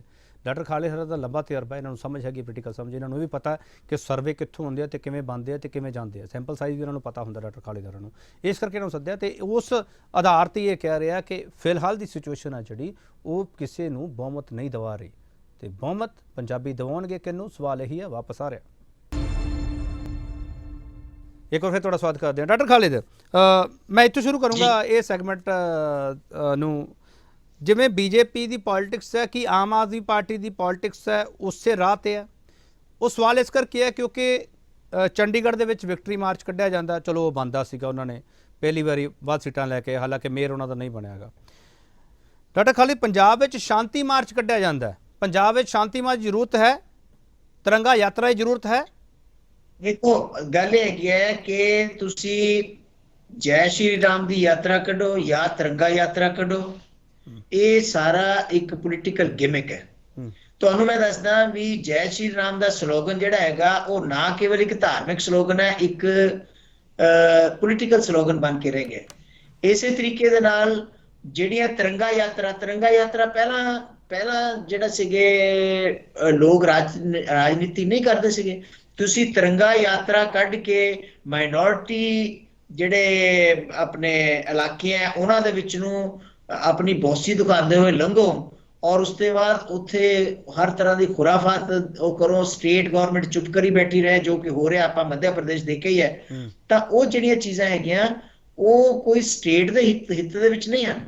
ਇਸ ਤਰ੍ਹਾਂ ਦੀ ਰਾਜਨੀਤੀ ਜਿਹੜੀ ਹੈਗੀ ਆ ਉਹ ਜ਼ਿਆਦਾ ਲੰਬੀ ਦੇਰ ਤੱਕ ਨਹੀਂ ਚੱਲ ਸਕਦੀ। ਮੈਂ ਤੁਹਾਨੂੰ ਦੱਸਦਾ ਕਿ ਇਹ ਲੋਕ ਜਿਹੜੇ ਤਿਰੰਗਾ ਯਾਤਰਾ ਜਾਂ ਇਸ ਤਰ੍ਹਾਂ ਦੀਆਂ ਡਿਵਿਸਿਵ ਪੋਲਿਟਿਕਸ ਕਰਦੇ ਆ, ਉਹ ਜਿਹੜੇ ਹੈਗੇ ਆ ਉਹ ਰਾਸ਼ਟਰਵਾਦੀ ਨਹੀਂ ਹੈ ਬਲਕਿ ਰਾਸ਼ਟਰ ਧਰੋਹੀ ਹੈ, ਕਿਉਂਕਿ ਰਾਸ਼ਟਰ ਇਹਨਾਂ ਚੀਜ਼ਾਂ ਨੂੰ ਸਵੀਕਾਰ ਨਹੀਂ ਕਰਦਾ। ਰਾਸ਼ਟਰਵਾਦ ਦਾ ਮਤਲਬ ਇਹ ਨਹੀਂ ਹੈ ਕਿ ਤੁਸੀਂ ਜਿਹੜਾ ਹੈਗਾ ਇਸ ਤਰ੍ਹਾਂ ਦੇ ਕੰਮ ਕਰੋ ਜਿਹਦੇ ਨਾਲ ਸਮਾਜ ਨੂੰ ਡਿਵਾਈਡ ਕੀਤਾ ਜਾ ਸਕੇ ਔਰ ਉਹਦੇ ਬੇਸ ਤੇ ਕੰਟਰੀ ਡਿਵਾਈਡ ਹੋਵੇ। ਇਹ ਚੀਜ਼ਾਂ ਜਿਹੜੀਆਂ ਹੈਗੀਆਂ ਰਾਸ਼ਟਰਵਾਦ ਦੇ ਦਾਇਰੇ 'ਚ ਨਹੀਂ ਆਉਂਦੀਆਂ। ਡਾਕਟਰ ਖਾਲਿਦ, ਮੈਂ ਹੁਣ ਸਾਰੀਆਂ ਜੋੜ ਕੇ ਤੁਹਾਡੇ ਤੋਂ ਸਵਾਲ ਕਰ ਰਿਹਾ। ਕਿਸਾਨ ਅੰਦੋਲਨ, ਉਸ ਤੋਂ ਬਾਅਦ ਪੰਜਾਬ ਦੇ ਵਿੱਚ ਜਿਸ ਤਰੀਕੇ ਨਾਲ ਸੁਰੱਖਿਆ ਵਾਲਾ ਮੁੱਦਾ ਚੁੱਕਿਆ ਗਿਆ, ਜਿਸ ਤਰੀਕੇ ਨਾਲ ਇੱਥੇ ਬੰਬ ਬਲਾਸਟ ਦੀ ਘਟਨਾਵਾਂ, ਡਰੋਨ ਮਿਲਣ ਦੀਆਂ, ਹੈਂਡ ਗ੍ਰੇਨੇਡ ਮਿਲਣ ਦਾ, ਉਹ ਸਾਰੇ ਐਪੀਸੋਡ ਜੇ ਇਕੱਠੇ ਕਰਕੇ ਮੈਂ ਤੁਹਾਡੇ ਤੋਂ ਇੱਕ ਸਵਾਲ ਕਰਾਂ ਡਾਕਟਰ ਖਾਲਿਦ, ਇਹ ਸਾਰੇ ਮਸਲੇ ਨੂੰ ਬਾਕੀ 4 ਸੂਬਿਆਂ ਦੇ ਵਿੱਚ ਲਿਜਾ ਕੇ ਜੇ ਪ੍ਰਚਾਰਿਆ ਜਾਂਦਾ, ਚਾਹੇ ਉਹ ਉੱਤਰਾਖੰਡ ਹੈ, UP ਹੈ, ਮਨੀਪੁਰ ਹੈ, ਗੋਆ, ਉੱਥੇ ਕੋਈ ਫਾਇਦਾ ਹੋਊਗਾ ਇਹਨਾਂ ਪੋਲੀਟੀਕਲ ਧਿਰਾਂ ਨੂੰ ਕਿ ਨਹੀਂ? ਦੇਖੋ ਵੈਸੇ ਤਾਂ ਹਰ ਸਟੇਟ ਦੀ ਪੋਲਿਟਿਕਸ ਡਿਫਰੈਂਟ ਹੈ, ਹਰ ਸਟੇਟ ਦਾ ਇਲੈਕਸ਼ਨ ਡਿਫਰੈਂਟ ਹੈ। ਮਨੀਪੁਰ ਦਾ, ਗੋਆ ਦਾ, ਉੱਤਰਾਖੰਡ ਦਾ, UP ਦਾ, ਪੰਜਾਬ ਦਾ, 5 ਸਟੇਟਾਂ ਦਾ ਇਲੈਕਸ਼ਨ ਜਿਹੜਾ ਹੈਗਾ ਉਹ ਡਿਫਰੈਂਟ ਮੁੱਦਿਆਂ ਤੇ ਲੜਿਆ ਜਾਏਗਾ। ਲੋਕਲ ਮੁੱਦੇ ਵੀ ਹੋਣਗੇ, ਉਹਦੇ ਵਿੱਚ ਪੋਲੀਟੀਕਲ ਪਾਰਟੀਆਂ ਆਪਣਾ ਨੈਸ਼ਨਲ ਲੀਡਰਸ਼ਿਪ ਨੂੰ ਵੀ ਅੱਗੇ ਲਿਆਉਣਗੀਆਂ, ਜਿਵੇਂ ਕਿ ਮੋਦੀ ਫੈਕਟਰ ਅੱਗੇ ਆ ਗਿਆ ਜਾਂ ਰਾਹੁਲ ਗਾਂਧੀ ਫੈਕਟਰ ਅੱਗੇ ਆ ਗਿਆ, ਉਹ ਚੀਜ਼ਾਂ ਇੱਕ ਹੈਗੀਆਂ। ਲੇਕਿਨ ਇਹਨਾਂ 5 ਸਟੇਟਸ ਦੇ ਵਿੱਚ ਜਿਹੜਾ ਪੰਜਾਬ ਦੇ ਵਿੱਚ ਜੋ ਨੈਰੇਟਿਵ ਸੈੱਟ ਕਰਨ ਦੀ ਕੋਸ਼ਿਸ਼ ਕੀਤੀ ਹੈ ਨੈਸ਼ਨਲ ਸਿਕਿਉਰਿਟੀ ਨੂੰ ਲੈ ਕੇ, ਉਹਦਾ ਪ੍ਰਭਾਵ, ਉਹਦਾ ਜਿਹੜਾ ਹੈਗਾ ਉਸ ਚੀਜ਼ ਦਾ ਫਾਇਦਾ ਜਿਹੜਾ ਹੈਗਾ UP ਦੇ ਵਿੱਚ ਜਾਂ ਦੂਸਰੀ ਜਗ੍ਹਾ ਲੈਣ ਦੀ ਕੋਸ਼ਿਸ਼ ਕੀਤੀ ਜਾਊਗੀ। ਜਿਸ ਤਰੀਕੇ ਦੇ ਨਾਲ ਨੈਸ਼ਨਲ ਮੀਡੀਆ, ਖਾਸ ਤੌਰ ਪਰ ਹਿੰਦੀ ਮੀਡੀਆ ਪਿਛਲੇ ਕੁਝ ਦਿਨਾਂ ਤੋਂ ਇਸ ਇਸ਼ੂ ਨੂੰ ਪ੍ਰੋਜੈਕਟ ਕਰ ਰਿਹਾ ਉਹਦੇ ਮਤਲਬ ਸਾਫ਼ ਹੈ, ਮਨਸ਼ਾ ਕਲੀਅਰ ਹੋ ਜਾਂਦੀ ਹੈ ਕਿ ਜਿਹੜੀ ਨੈਸ਼ਨਲ ਪੋਲੀਟੀਕਲ ਪਾਰਟੀ ਹੈ, ਸੱਤਾਧਾਰੀ ਪੋਲੀਟੀਕਲ ਪਾਰਟੀ ਹੈ, ਉਹ ਇਸ ਚੀਜ਼ ਦਾ ਇਸਤੇਮਾਲ ਆਉਣ ਵਾਲੇ ਇਲੈਕਸ਼ਨ ਦੇ ਵਿੱਚ ਕਰੇਗੀ। यूपी ਦੇ ਵਿੱਚ ਖਾਸ ਤੌਰ ਤੇ, ਕਿਉਂਕਿ ਮਨੀਪੁਰ ਦੇ ਵਿੱਚ ਨਹੀਂ ਹੋ ਸਕਦਾ, ਗੋਆ ਚ ਇੰਨਾ ਨਹੀਂ ਹੋ ਸਕਦਾ, ਉੱਤਰਾਖੰਡ ਤੇ यूपी ਹੈ, ਦੋਨਾਂ ਦੇ ਵਿੱਚ ਇਹਦਾ ਇਸਤੇਮਾਲ ਕਰਨ ਦੀ ਕੋਸ਼ਿਸ਼ ਕੀਤੀ ਗਈ ਹੈ। ਖਾਸ ਤੌਰ ਪਰ यूपी ਦੇ ਵਿੱਚ ਜਿਹਦੀ ਰਾਜਨੀਤੀ ਦੇ ਉੱਪਰ ਡਿਪੈਂਡ ਕਰਦਾ ਹੈ ਕਿ ਆਉਣ ਵਾਲੇ ਇਲੈਕਸ਼ਨ ਜਿਹੜਾ ਹੈਗਾ 2024 ਦਾ, ਉਹਨੂੰ ਉਹਦੀ ਸੈਟਲਮੈਂਟ ਜਿਹੜੀ ਹੈਗੀ ਹੈ ਇਸ ਵੇਲੇ यूपी ਦੇ ਇਲੈਕਸ਼ਨ ਦੇ ਨਤੀਜਿਆਂ ਤੋਂ ਸ਼ੁਰੂ ਹੋ ਜਾਣੀ ਹੈ। ਜੀ ਡਾਕਟਰ ਕਾਲੀ, ਫਿਰ ਮੈਂ ਇਸ ਨੂੰ ਇਸ ਤਰੀਕੇ ਸਮਝ ਸਕਦਾ ਕਿ ਸਿੱਖਿਆ ਸਿਹਤ ਜਿਹੜਾ ਇਸ ਵਕਤ ਬਹੁਤ ਵੱਡੇ ਇਸ਼ੂ ਹੈ, ਕਿਉਂਕਿ ਕਰੋਨਾ ਕਾਲ ਦੇ ਵਿਚਾਲੇ ਸਾਰੀਆਂ ਇਲੈਕਸ਼ਨਸ ਦਾ ਪ੍ਰੋਸੈਸ ਹੈ ਜਿਹੜਾ ਉਹ ਚੱਲਣਾ ਹੈ, ਡਿਜੀਟਲ ਰੈਲੀਆਂ ਵੀ ਕਰਨੀਆਂ, 15 ਜਨਵਰੀ ਤੱਕ ਰੋਕ ਵੀ ਲਗਾਈ ਗਈ ਹੈ ਪਬਲਿਕ ਰੈਲੀਜ਼ ਦੀਆਂ, ਕੁਝ ਪਾਰਟੀਆਂ ਨੇ ਆਪ ਵੀ ਫੈਸਲੇ ਕੀਤੇ ਆ। ਡਾਕਟਰ ਖਾਲਿਦ, ਕੀ ਸਿਹਤ ਸਿੱਖਿਆ ਵਰਗੇ ਜਿਹੜੇ ਮੁੱਦੇ ਆ ਜਿਹੜੇ ਸਾਡੇ ਲਈ ਬਹੁਤ ਜ਼ਰੂਰੀ ਹੈਗੇ, ਉਹ ਫਿਰ ਮਨਫੀ ਰਹਿਣਗੇ? ਸੁਰੱਖਿਆ, ਧਰਮ, ਜਾਤ ਪਾਤ, ਇਹਦੇ ਨਾਮ ਤੇ ਰਾਜਨੀਤੀ ਹੋਊਗੀ ਤੇ ਵੋਟਾਂ ਪਾ ਦੇਣਗੇ ਲੋਕ। ਕੇਪੀ ਜੀ, ਆਪਾਂ ਨੂੰ ਪਤਾ ਹੈ ਕਿ ਆਪਾਂ ਹੰਗਰ ਇੰਡੈਕਸ ਦੇ ਵਿੱਚ ਕਿਤੇ ਨੀਚੇ ਚਲੇ ਗਏ ਹਾਂ, ਡੈਮੋਕ੍ਰੇਸੀ ਦੇ ਇੰਡੈਕਸ ਦੇ ਵਿੱਚ ਅਸੀਂ ਕਿਤੇ ਨੀਚੇ ਚਲੇ ਗਏ ਹਾਂ। ਅਸੀਂ ਸਿਹਤ ਦੇ ਮਾਮਲੇ ਦੇ ਵਿੱਚ ਸਾਡਾ ਸੈਕੰਡ ਵੇਵ ਦੇ ਵਿੱਚ ਜੋ ਹਾਲ ਹੋਇਆ ਉਹ ਪੂਰੀ ਦੁਨੀਆ ਨੂੰ ਪਤਾ ਹੈ। ਆਪਾਂ ਨੂੰ ਪਤਾ ਹੈ ਕਿ ਭੂਟਾਨ ਵਰਗੇ ਕੰਟਰੀ, ਮਲੇਸ਼ੀਆ ਵਰਗੇ, ਸਿੰਗਾਪੁਰ ਵਰਗੇ ਕੰਟਰੀ ਜਿਹੜੇ ਸੀਗੇ ਉਹ ਸਾਡੀ ਮਦਦ ਕਰ ਰਹੇ ਸੀਗੇ। ਆਪਾਂ ਆਪਣੇ ਆਪ ਨੂੰ ਵਰਲਡ ਪਾਵਰ ਕਿਵੇਂ ਕਹਿ ਸਕਦੇ ਹਾਂ? ਜਿਸ ਵੇਲੇ ਹਾਲਾਤ ਇਹ ਸੀਗੀ ਕਿ ਸਾਡੇ ਮੁਰਦੇ ਚੱਕਣ ਦੀ ਜਗ੍ਹਾ ਨਹੀਂ ਸੀਗੀ ਔਰ ਲੋਕ ਜਿਹੜੇ ਸੀਗੇ ਗੰਗਾ ਦੇ ਕਿਨਾਰੇ ਮੁਰਦਿਆਂ ਨੂੰ ਦੱਬ ਕੇ ਜਾ ਰਹੇ ਸੀਗੇ, ਤਾਂ ਉਹ ਸਾਡੀ ਉਹ ਦਰਸਾਉਂਦਾ ਹੈ ਕਿ ਅਸੀਂ ਕਿੱਥੇ ਸਟੈਂਡ ਕਰਦੇ ਹਾਂ। ਤਾਂ ਇਸੇ ਕਰਕੇ ਮੈਂ ਕਹਿ ਰਿਹਾ, ਉਹ ਮੁੱਦੇ ਜਿਹੜੇ ਕਿ ਲੋਕ ਪੱਖੀ ਹੈ, ਉਹ ਮੁੱਦੇ ਜਿਨ੍ਹਾਂ ਨਾਲ ਸਟੇਟ ਉੱਪਰ ਉੱਠ ਸਕਦੀ ਹੈ, ਉਹਨਾਂ ਨੂੰ ਪਰੇ ਕਰਕੇ ਸਿਰਫ ਡਿਵੀਜ਼ਨ ਦੇ, ਧਰਮ ਦੇ ਨਾਂ ਤੇ ਲੜਾਈ ਦੇ। ਹੁਣ ਤੁਸੀਂ ਦੇਖੋ ਨਾ, ਕਾਸ਼ੀ ਵਿਸ਼ਵਨਾਥ ਜਿਹੜਾ ਹੈਗਾ ਸਾਰਾ ਉਹ ਕੀਤਾ ਇਹਨਾਂ ਨੇ ਬਨਾਰਸ ਦੇ ਵਿੱਚ, ਵਾਰਾਣਸੀ ਦੇ ਵਿੱਚ, ਉਹਦੇ ਵਿੱਚ ਇੱਕ ਬਿਲਕੁਲ ਪ੍ਰਧਾਨ ਮੰਤਰੀ ਨੇ ਕਲੀਅਰਲੀ ਨੈਰੇਟਿਵ ਸੈੱਟ ਕੀਤਾ, ਜਿਸ ਤਰੀਕੇ ਦੇ ਨਾਲ ਆਪਣੇ ਆਪ ਨੂੰ ਪ੍ਰੋਜੈਕਟ ਕੀਤਾ ਐਜ਼ ਅ ਹਿੰਦੂ ਆਈਕਨ, ਔਰ ਉਹਦੇ ਵਿੱਚੋਂ ਨਵੇਂ ਇੱਕ ਜਿਹਨੂੰ ਕਹਿੰਦੇ ਆ ਨਿਊ ਇੰਡੀਆ, ਐਮਰਜਿੰਗ ਇੰਡੀਆ, ਉਹ ਇੰਡੀਆ ਜਿਹੜਾ ਹੈਗਾ ਆਪਣੇ ਸਾਹਮਣੇ ਹੈ। ਅਗਰ ਇਸ ਤਰ੍ਹਾਂ ਦਾ ਇੰਡੀਆ ਤੁਸੀਂ ਬਣਾਉਣਾ ਚਾਹੁੰਦੇ ਹੋ ਤਾਂ ਫਿਰ ਬਾਕੀ ਦੇ ਜਿਹੜੇ ਇੰਡੀਕੇਟਰਸ ਹੈ, ਹੈਲਥ ਹੈ, ਐਜੂਕੇਸ਼ਨ ਹੈ, ਉਹ ਸਾਰਾ ਤਾਂ ਜਿਹੜਾ ਪਿੱਛੇ ਹੈ। ਸਾਨੂੰ ਤਾਂ ਇਹ ਪਤਾ ਹੈਗਾ ਵੀ ਧਰਮ, ਉਹ ਜਦ ਪ੍ਰਧਾਨ ਮੰਤਰੀ ਇਹ ਕਹਿ ਰਹੇ ਕਿ ਮੰਦਿਰ ਵੀ ਬਣेंगे ਔਰ ਡਿਵੈਲਪਮੈਂਟ ਵੀ ਹੋਗੀ, ਡਿਵੈਲਪਮੈਂਟ ਤਾਂ ਹੋਈ ਕੋਈ ਨਹੀਂ, ਮੰਦਿਰ ਤੁਸੀਂ ਬਣਾਈ ਚੱਲੋ, ਤਾਂ ਉਸ ਸਿਚੁਏਸ਼ਨ ਦੇ ਵਿੱਚ ਤਾਂ ਫਿਰ ਸਟੇਟ ਜਿੱਧਰ ਨੂੰ ਜਾਏਗਾ। ਇਹਦੇ ਨਾਲ ਅਗਰ ਤੁਸੀਂ ਕਹੋ ਕਿ ਕਿਸੇ ਮਾਈਨੋਰਿਟੀ ਦਾ ਨੁਕਸਾਨ ਕਰ ਦੋਗੇ ਜਾਂ ਕਿਸੇ ਦਾ, ਉਹ ਚੀਜ਼ ਭੁੱਲ ਜਾਓ, ਸਟੇਟ ਦਾ ਨੁਕਸਾਨ ਸਭ ਤੋਂ ਪਹਿਲਾਂ ਹੋ ਰਿਹਾ। ਔਰ ਅਗਰ ਕੋਈ ਪੋਲੀਟੀਕਲ ਲੀਡਰ, ਚਾਹੇ ਪ੍ਰਧਾਨ ਮੰਤਰੀ ਹੋਵੇ, ਸਟੇਟ ਦਾ ਨੁਕਸਾਨ ਕਰ ਰਿਹਾ ਤਾਂ ਉਹ ਦੇਸ਼ ਦੇ ਹਿੱਤ ਦੇ ਵਿੱਚ ਨਹੀਂ ਹੈ, ਚਾਹੇ ਉਹ ਕੋਈ ਚੀਫ ਮਿਨਿਸਟਰ ਹੈ, ਚਾਹੇ ਕੋਈ ਮੰਤਰੀ ਹੈ, ਚਾਹੇ ਕੋਈ ਪ੍ਰਧਾਨ ਮੰਤਰੀ ਹੈ। ਸਰ, ਫਿਰ ਸੈਕੂਲਰ ਕੌਣ ਹੈ? ਮੈਂ ਪੰਜਾਬ ਦੇ ਸੰਦਰਭ ਵਿੱਚ ਹੀ ਤੁਹਾਡੇ ਤੋਂ ਪੁੱਛ ਲੈਣਾ। ਕਾਂਗਰਸ ਹੈ, ਅਕਾਲੀ ਦਲ ਹੈ, ਬੀਜੇਪੀ ਹੈ, ਆਮ ਆਦਮੀ ਪਾਰਟੀ ਹੈ, ਕੈਪਟਨ ਅਮਰਿੰਦਰ ਸਿੰਘ ਹਰਾਂ ਦਾ ਪੂਰਾ ਅਲਾਇੰਸ ਹੈ, ਕੌਣ ਹੈ ਸਰ? ਸੈਕੂਲਰ ਕੌਣ ਹੈ? ਸੈਕੂਲਰ ਜਮਾਤ ਕਿਹੜੀ ਹੈ? ਕਿਸਾਨਾਂ ਦਾ ਮੋਰਚਾ? ਕਿਹੜੀ ਸੈਕੂਲਰ ਜਮਾਤ? ਦੇਖੋ, ਸੈਕੂਲਰਿਜ਼ਮ ਜਿਹੜੀ ਹੈਗੀ ਹੈ ਉਹਨੂੰ ਹਰ ਪੋਲੀਟੀਕਲ ਪਾਰਟੀ ਦੱਬਣ ਦੀ ਕੋਸ਼ਿਸ਼ ਕਰ ਰਹੀ ਹੈ ਔਰ ਸੈਕੂਲਰਿਜ਼ਮ ਨੂੰ ਵੀ ਇਸਤੇਮਾਲ ਕਰ ਰਹੀ ਹੈ ਆਪਣੇ ਵੋਟ ਬੈਂਕ ਪੋਲਿਟਿਕਸ ਵਾਸਤੇ, ਔਰ ਸੈਕੂਲਰਿਜ਼ਮ ਦੇ ਨਾਲ ਕੰਪਰੋਮਾਈਜ਼ਸ ਬਹੁਤ ਕੀਤੇ ਜਾ ਰਹੇ ਹਨ। ਸਾਡਾ ਸੰਵਿਧਾਨ ਕਲੀਅਰਲੀ ਕਹਿੰਦਾ ਹੈ ਕਿ India is a sovereign socialist secular democratic republic, ਔਰ ਅਗਰ ਤੁਸੀਂ ਕਹੋ ਕਿ ਇੰਡੀਆ ਨੂੰ ਇੱਕ ਸੈਂਟੈਂਸ ਦੇ ਵਿੱਚ ਡਿਫਾਈਨ ਕਰ ਦਿਓ ਕਿ ਇਹ ਸਾਡਾ ਭਾਰਤ ਹੈਗਾ, ਜਿਹੜਾ ਕਿ ਸਾਡੀ ਜਿਹੜੀ ਪ੍ਰੀਐਮਬਲ ਹੈ, ਪ੍ਰਸਤਾਵਨਾ ਦੇ ਵਿੱਚ ਕਲੀਅਰਲੀ ਲਿਖਿਆ ਹੋਇਆ ਹੈ। ਲੇਕਿਨ ਜਿੰਨੀਆਂ ਵੀ ਪੋਲੀਟੀਕਲ ਪਾਰਟੀਆਂ ਹੈ, ਖਾਸ ਤੌਰ ਪਰ ਮੈਂ ਕਾਂਗਰਸ ਨੂੰ ਕਹਾਂਗਾ, ਜਿਨੇ ਆਪਣੀ ਸੈਕੂਲਰਿਜ਼ਮ ਦੀ ਵਿਚਾਰਧਾਰਾ ਤੋਂ ਪਰੇ ਹਟ ਕੇ ਸੌਫਟ ਹਿੰਦੂਤਵ ਦੀ ਵਿਚਾਰਧਾਰਾ ਅਡਾਪਟ ਕੀਤੀ ਹੋਈ ਹੈ। ਕਿਆ ਜ਼ਰੂਰਤ, ਤੁਸੀਂ ਜਾ ਰਹੇ ਹੋ, ਇੱਕ ਪਾਸੇ ਤਾਂ ਪੰਡਿਤ ਜਵਾਹਰ ਲਾਲ ਨਹਿਰੂ ਥਾ ਜਿਹੜਾ ਕਿ ਸੋਮਨਾਥ ਦੇ ਮੰਦਿਰ ਦੇ ਉਦਘਾਟਨ ਤੇ ਉਹਨੇ ਰਾਸ਼ਟਰਪਤੀ ਨੂੰ ਕਿਹਾ ਵੀ ਨਹੀਂ ਜਾਣਾ ਉੱਥੇ, ਔਰ ਆਪ ਨਹੀਂ ਗਿਆ। ਦੂਸਰੇ ਪਾਸੇ ਰਾਹੁਲ ਗਾਂਧੀ, ਉਸੇ ਪਾਰਟੀ ਦਾ ਐਕਸ ਪ੍ਰੈਜ਼ੀਡੈਂਟ, ਉਹ ਮੰਦਿਰਾਂ ਦੇ ਗੇੜੇ ਖਾ ਰਿਹਾ ਇਸ ਕਰਕੇ ਕਿ ਉਹ ਬੀਜੇਪੀ ਨੂੰ ਡਿਫੀਟ ਕਰਨਾ ਚਾਹੁੰਦਾ। ਉਸ ਮਾਮਲੇ 'ਚ ਤਾਂ ਬੀਜੇਪੀ ਤੋਂ ਕਿਤੇ ਅੱਗੇ ਹੈ, ਤੁਸੀਂ ਡਿਫੀਟ ਕਰ ਹੀ ਨਹੀਂ ਸਕਦੇ। ਅਗਰ ਤੁਸੀਂ ਸੈਕੂਲਰਿਜ਼ਮ ਤੇ ਕੰਪਰੋਮਾਈਜ਼ ਕਰੋਗੇ, ਅਗਰ ਸੈਕੂਲਰਿਜ਼ਮ ਨੂੰ ਅੱਗੇ ਪਿੱਛੇ ਸਿੱਟ ਕੇ ਤੁਸੀਂ ਵਿਰੋਧੀਆਂ ਦੀ ਆਈਡੀਓਲੋਜੀ ਦੇ ਮਗਰ ਲੱਗੋਗੇ, ਤਾਂ ਫਿਰ ਤੁਹਾਡਾ ਤਾਂ ਉਹ ਹਾਲ ਹੋਣਾ ਜੋ ਹੋਣਾ। ਤੁਸੀਂ ਆਪਣੇ ਜਿਹੜਾ ਤੁਹਾਡੀ ਆਪਣੀ ਇੱਕ ਸੋਚ ਹੈ ਉਹਦੇ ਉੱਪਰ ਦ੍ਰਿੜਤਾ ਦੇ ਨਾਲ ਖੜੇ ਰਹੋ। ਅੱਜ ਤੁਸੀਂ 2 ਇਲੈਕਸ਼ਨ ਹਾਰ ਜਾਓਗੇ, ਲੇਕਿਨ ਅਲਟੀਮੇਟਲੀ ਲੋਕ ਸੋਚਣਗੇ ਕਿ ਹਾਂ ਵੀ ਆਹ ਸਹੀ ਹੈ, ਉਹ ਚੀਜ਼ ਨਹੀਂ ਤੁਸੀਂ ਕਰ ਰਹੇ, ਤੁਸੀਂ ਉਹਨਾਂ ਦੇ ਮਗਰ ਲੱਗੇ ਹੋਏ ਹੋ, ਉਹਨਾਂ ਦੀ ਆਈਡੀਓਲੋਜੀ ਨੂੰ ਸੌਫਟ ਕਰਕੇ ਲੋਕਾਂ ਦੇ ਸਾਹਮਣੇ ਪੇਸ਼ ਕਰ ਰਹੇ ਹੋ, ਬਜਾਏ ਇਸ ਦੇ ਕਿ ਤੁਸੀਂ ਆਪਣੀ ਉਹ ਆਈਡੀਓਲੋਜੀ ਜਿਹੜੇ ਤੁਹਾਡੇ ਫੋਰਫਾਦਰਸ ਨੇ ਬਣਾ ਕੇ ਤੁਹਾਡੇ ਵਾਸਤੇ ਛੱਡੀ ਹੈ। ਤੁਸੀਂ ਸੰਵਿਧਾਨ ਸਭਾ ਦੀਆਂ ਸਾਰੀਆਂ ਪ੍ਰੋਸੀਡਿੰਗ ਤਾਂ ਪੜ੍ਹ ਕੇ ਦੇਖੋ, ਤੁਸੀਂ ਸੰਵਿਧਾਨ ਸਭਾ ਦੇ ਵਿੱਚ ਕੀ ਡਿਸਕਸ ਹੋਇਆ, ਤੁਸੀਂ ਸਭ ਕੁਝ ਬਿਲਕੁਲ ਨਕਾਰ ਰਹੇ ਹੋ। ਉਹ ਤੁਸੀਂ ਸੰਵਿਧਾਨ ਕਿਵੇਂ ਬਣਿਆ, ਚਾਹੇ ਉਹਦੇ ਵਿੱਚ ਪੰਡਿਤ ਜਵਾਹਰ ਲਾਲ ਨਹਿਰੂ ਦੀ ਸਟੇਟਮੈਂਟ ਹੈ, ਚਾਹੇ ਮੌਲਾਨਾ ਆਜ਼ਾਦ ਦੀ ਹੈ, ਚਾਹੇ ਪਟੇਲ ਦੀ ਹੈ, ਚਾਹੇ ਉਹ ਪੱਟਾ ਭਾਈ ਸੀਤਾ ਰਮਈਆ ਦੀ ਹੈ, ਉਸ ਚਾਹੇ ਆਪਣੇ B.R. ਅੰਬੇਦਕਰ ਦੀ ਹੈ। ਉਹਨਾਂ ਚੀਜ਼ਾਂ ਨੂੰ ਪਿੱਛੇ ਸਿੱਟ ਕੇ ਤੁਸੀਂ ਇੱਕ ਫਲੋ ਦੇ ਨਾਲ ਤੁਰ ਪਏ ਹੋ। ਉਹ ਫਲੋ ਹੈਗਾ ਕਿ ਰਾਈਟਿਸਟ ਪੋਲੀਟੀਕਲ ਪਾਰਟੀਆਂ ਜਾਂ ਰਾਈਟਿਸਟ ਆਈਡੀਓਲੋਜੀਜ਼, ਸੱਜੇ ਪੱਖੀ ਆਈਡੀਓਲੋਜੀਜ਼ ਪੂਰੀ ਵਰਲਡ ਦੇ ਵਿੱਚ ਉੱਪਰ ਆਈਆਂ। ਉਹਦੇ ਵਿੱਚ ਟਰੰਪ ਵੀ ਆਇਆ, ਉਹਦੇ ਵਿੱਚ ਇਹ ਵੀ ਆਇਆ, ਤੁਸੀਂ ਉਹਦੇ ਮਗਰ ਲੱਗ ਗਏ। ਚਲੋ ਜਿਹੜੀ ਕਿ ਬੜੀ ਗਲਤ ਗੱਲ ਹੈ ਸਟੇਟ ਵਾਸਤੇ। ਡਾਕਟਰ ਮੁਹੰਮਦ ਖਾਲਿਦ, ਜਿੱਥੋਂ ਮੈਂ ਸ਼ੁਰੂ ਕੀਤਾ ਸੀ ਤੁਸੀਂ ਉੱਥੇ ਹੀ ਸਮਾਪਤ ਕੀਤੀ ਹੈ ਚਰਚਾ। ਬਹੁਤ ਧੰਨਵਾਦ ਤੁਹਾਡਾ। ਅਸੀਂ ਮਹਾਸਾਗਰ ਤੋਂ ਸ਼ੁਰੂ ਕੀਤਾ ਸੀ ਤੇ ਫਲੋ ਤੇ ਆ ਕੇ ਰੁਕ ਗਏ ਹਾਂ। ਇਸ ਫਲੋ ਦੇ ਵਿਪਰੀਤ ਕੌਣ ਜਾਊਗਾ, ਇਸ ਫਲੋ ਦੇ ਵਿਰੁੱਧ ਕੌਣ ਜਾਊਗਾ, ਸਵਾਲ ਇਹੀ ਹੈ। ਡਾਕਟਰ ਖਾਲਿਦ, ਤੁਹਾਡਾ ਬਹੁਤ ਧੰਨਵਾਦ। Thank you. ਇਹ ਸਨ ਡਾਕਟਰ ਮੁਹੰਮਦ ਖਾਲਿਦ, ਜਿਨ੍ਹਾਂ ਨੇ ਇਸ ਮੌਜੂਦਾ ਹਾਲਾਤ ਦੇ ਵਿੱਚ ਰਾਜਨੀਤੀ ਦੀ ABCD ਸਾਡੇ ਸਾਹਮਣੇ ਰੱਖ ਦਿੱਤੀ ਹੈ। ਇਹ ਕਹਿੰਦੇ ਆ ਪੋਲੀਟੀਕਲ ਸਿਸਟਮ ਹੈ ਜਿਹੜਾ ਉਹ ਗੰਦਲਾ ਹੋ ਚੁੱਕਿਆ, ਨੈਤਿਕਤਾ ਨਾਮ ਦੀ ਕੋਈ ਚੀਜ਼ ਬਚੀ ਨਹੀਂ ਹੈਗੀ। ਬਹੁਤ ਘੱਟ ਹਿੱਸਾ ਜਿਹੜਾ ਸਿਆਸਤਦਾਨਾਂ ਦਾ ਜਿਹੜਾ ਨੈਤਿਕਤਾ ਬਾਰੇ, ਮੋਰੈਲਿਟੀ ਬਾਰੇ ਸੋਚਦਾ ਪਿਆ ਹੈਗਾ। ਪਰ ਇਸ ਦੇ ਵਿਚਾਲੇ ਜੇ ਇਹ ਇੱਕ ਦੂਜੇ ਦੀਆਂ ਪਾਰਟੀਆਂ ਇੱਕ ਦੂਜੇ ਨੂੰ ਫੋਲੋ ਕਰਦੀਆਂ ਪਈਆਂ ਹੈਗੀਆਂ, ਉਹ ਵੀ ਦੇਸ਼ ਦੇ ਲਈ ਕੋਈ ਚੰਗਾ ਸੰਕੇਤ ਨਹੀਂ ਹੈਗਾ। ਜੇ ਸੰਵਿਧਾਨ ਦੀ ਗੱਲ ਹੁੰਦੀ ਹੈ, ਲੋਕਤੰਤਰ ਦੀ ਗੱਲ ਹੁੰਦੀ ਹੈ, ਤਾਂ ਉਸ ਉੱਤੇ ਬੜੇ ਵੱਡੇ ਸਵਾਲ ਹੈ।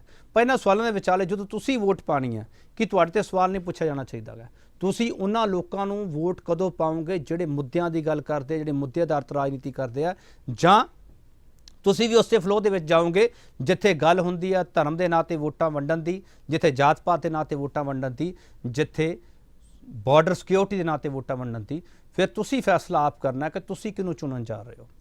ਅਸੀਂ ਇੱਥੇ ਗੱਲਬਾਤ ਕਰ ਸਕਦੇ ਹਾਂ, ਤੁਹਾਡੇ ਸਾਹਮਣੇ ਵਿਚਾਰ ਰੱਖ ਸਕਦੇ ਹਾਂ, ਫੈਸਲਾ ਤੁਸੀਂ ਕਰਨਾ, ਕਿਉਂਕਿ ਵੋਟ ਤੁਹਾਡੀ ਤਾਕਤ ਹੈ। ਮੰਚ ਵਾਰ-ਵਾਰ ਕਹਿੰਦਾ ਇਸ ਤਾਕਤ ਦਾ ਇਸਤੇਮਾਲ ਕਰੋ ਤੇ 10 ਮਾਰਚ ਨੂੰ ਦੱਸਿਓ ਜ਼ਰੂਰ ਕਿ ਤੁਸੀਂ ਆਪਣਾ ਵੋਟ ਹੈ ਜਿਹੜਾ ਕਿਹੜੇ ਏਜੰਡੇ ਤੇ ਪਾਇਆ ਸੀ। ਬਹੁਤ ਧੰਨਵਾਦ।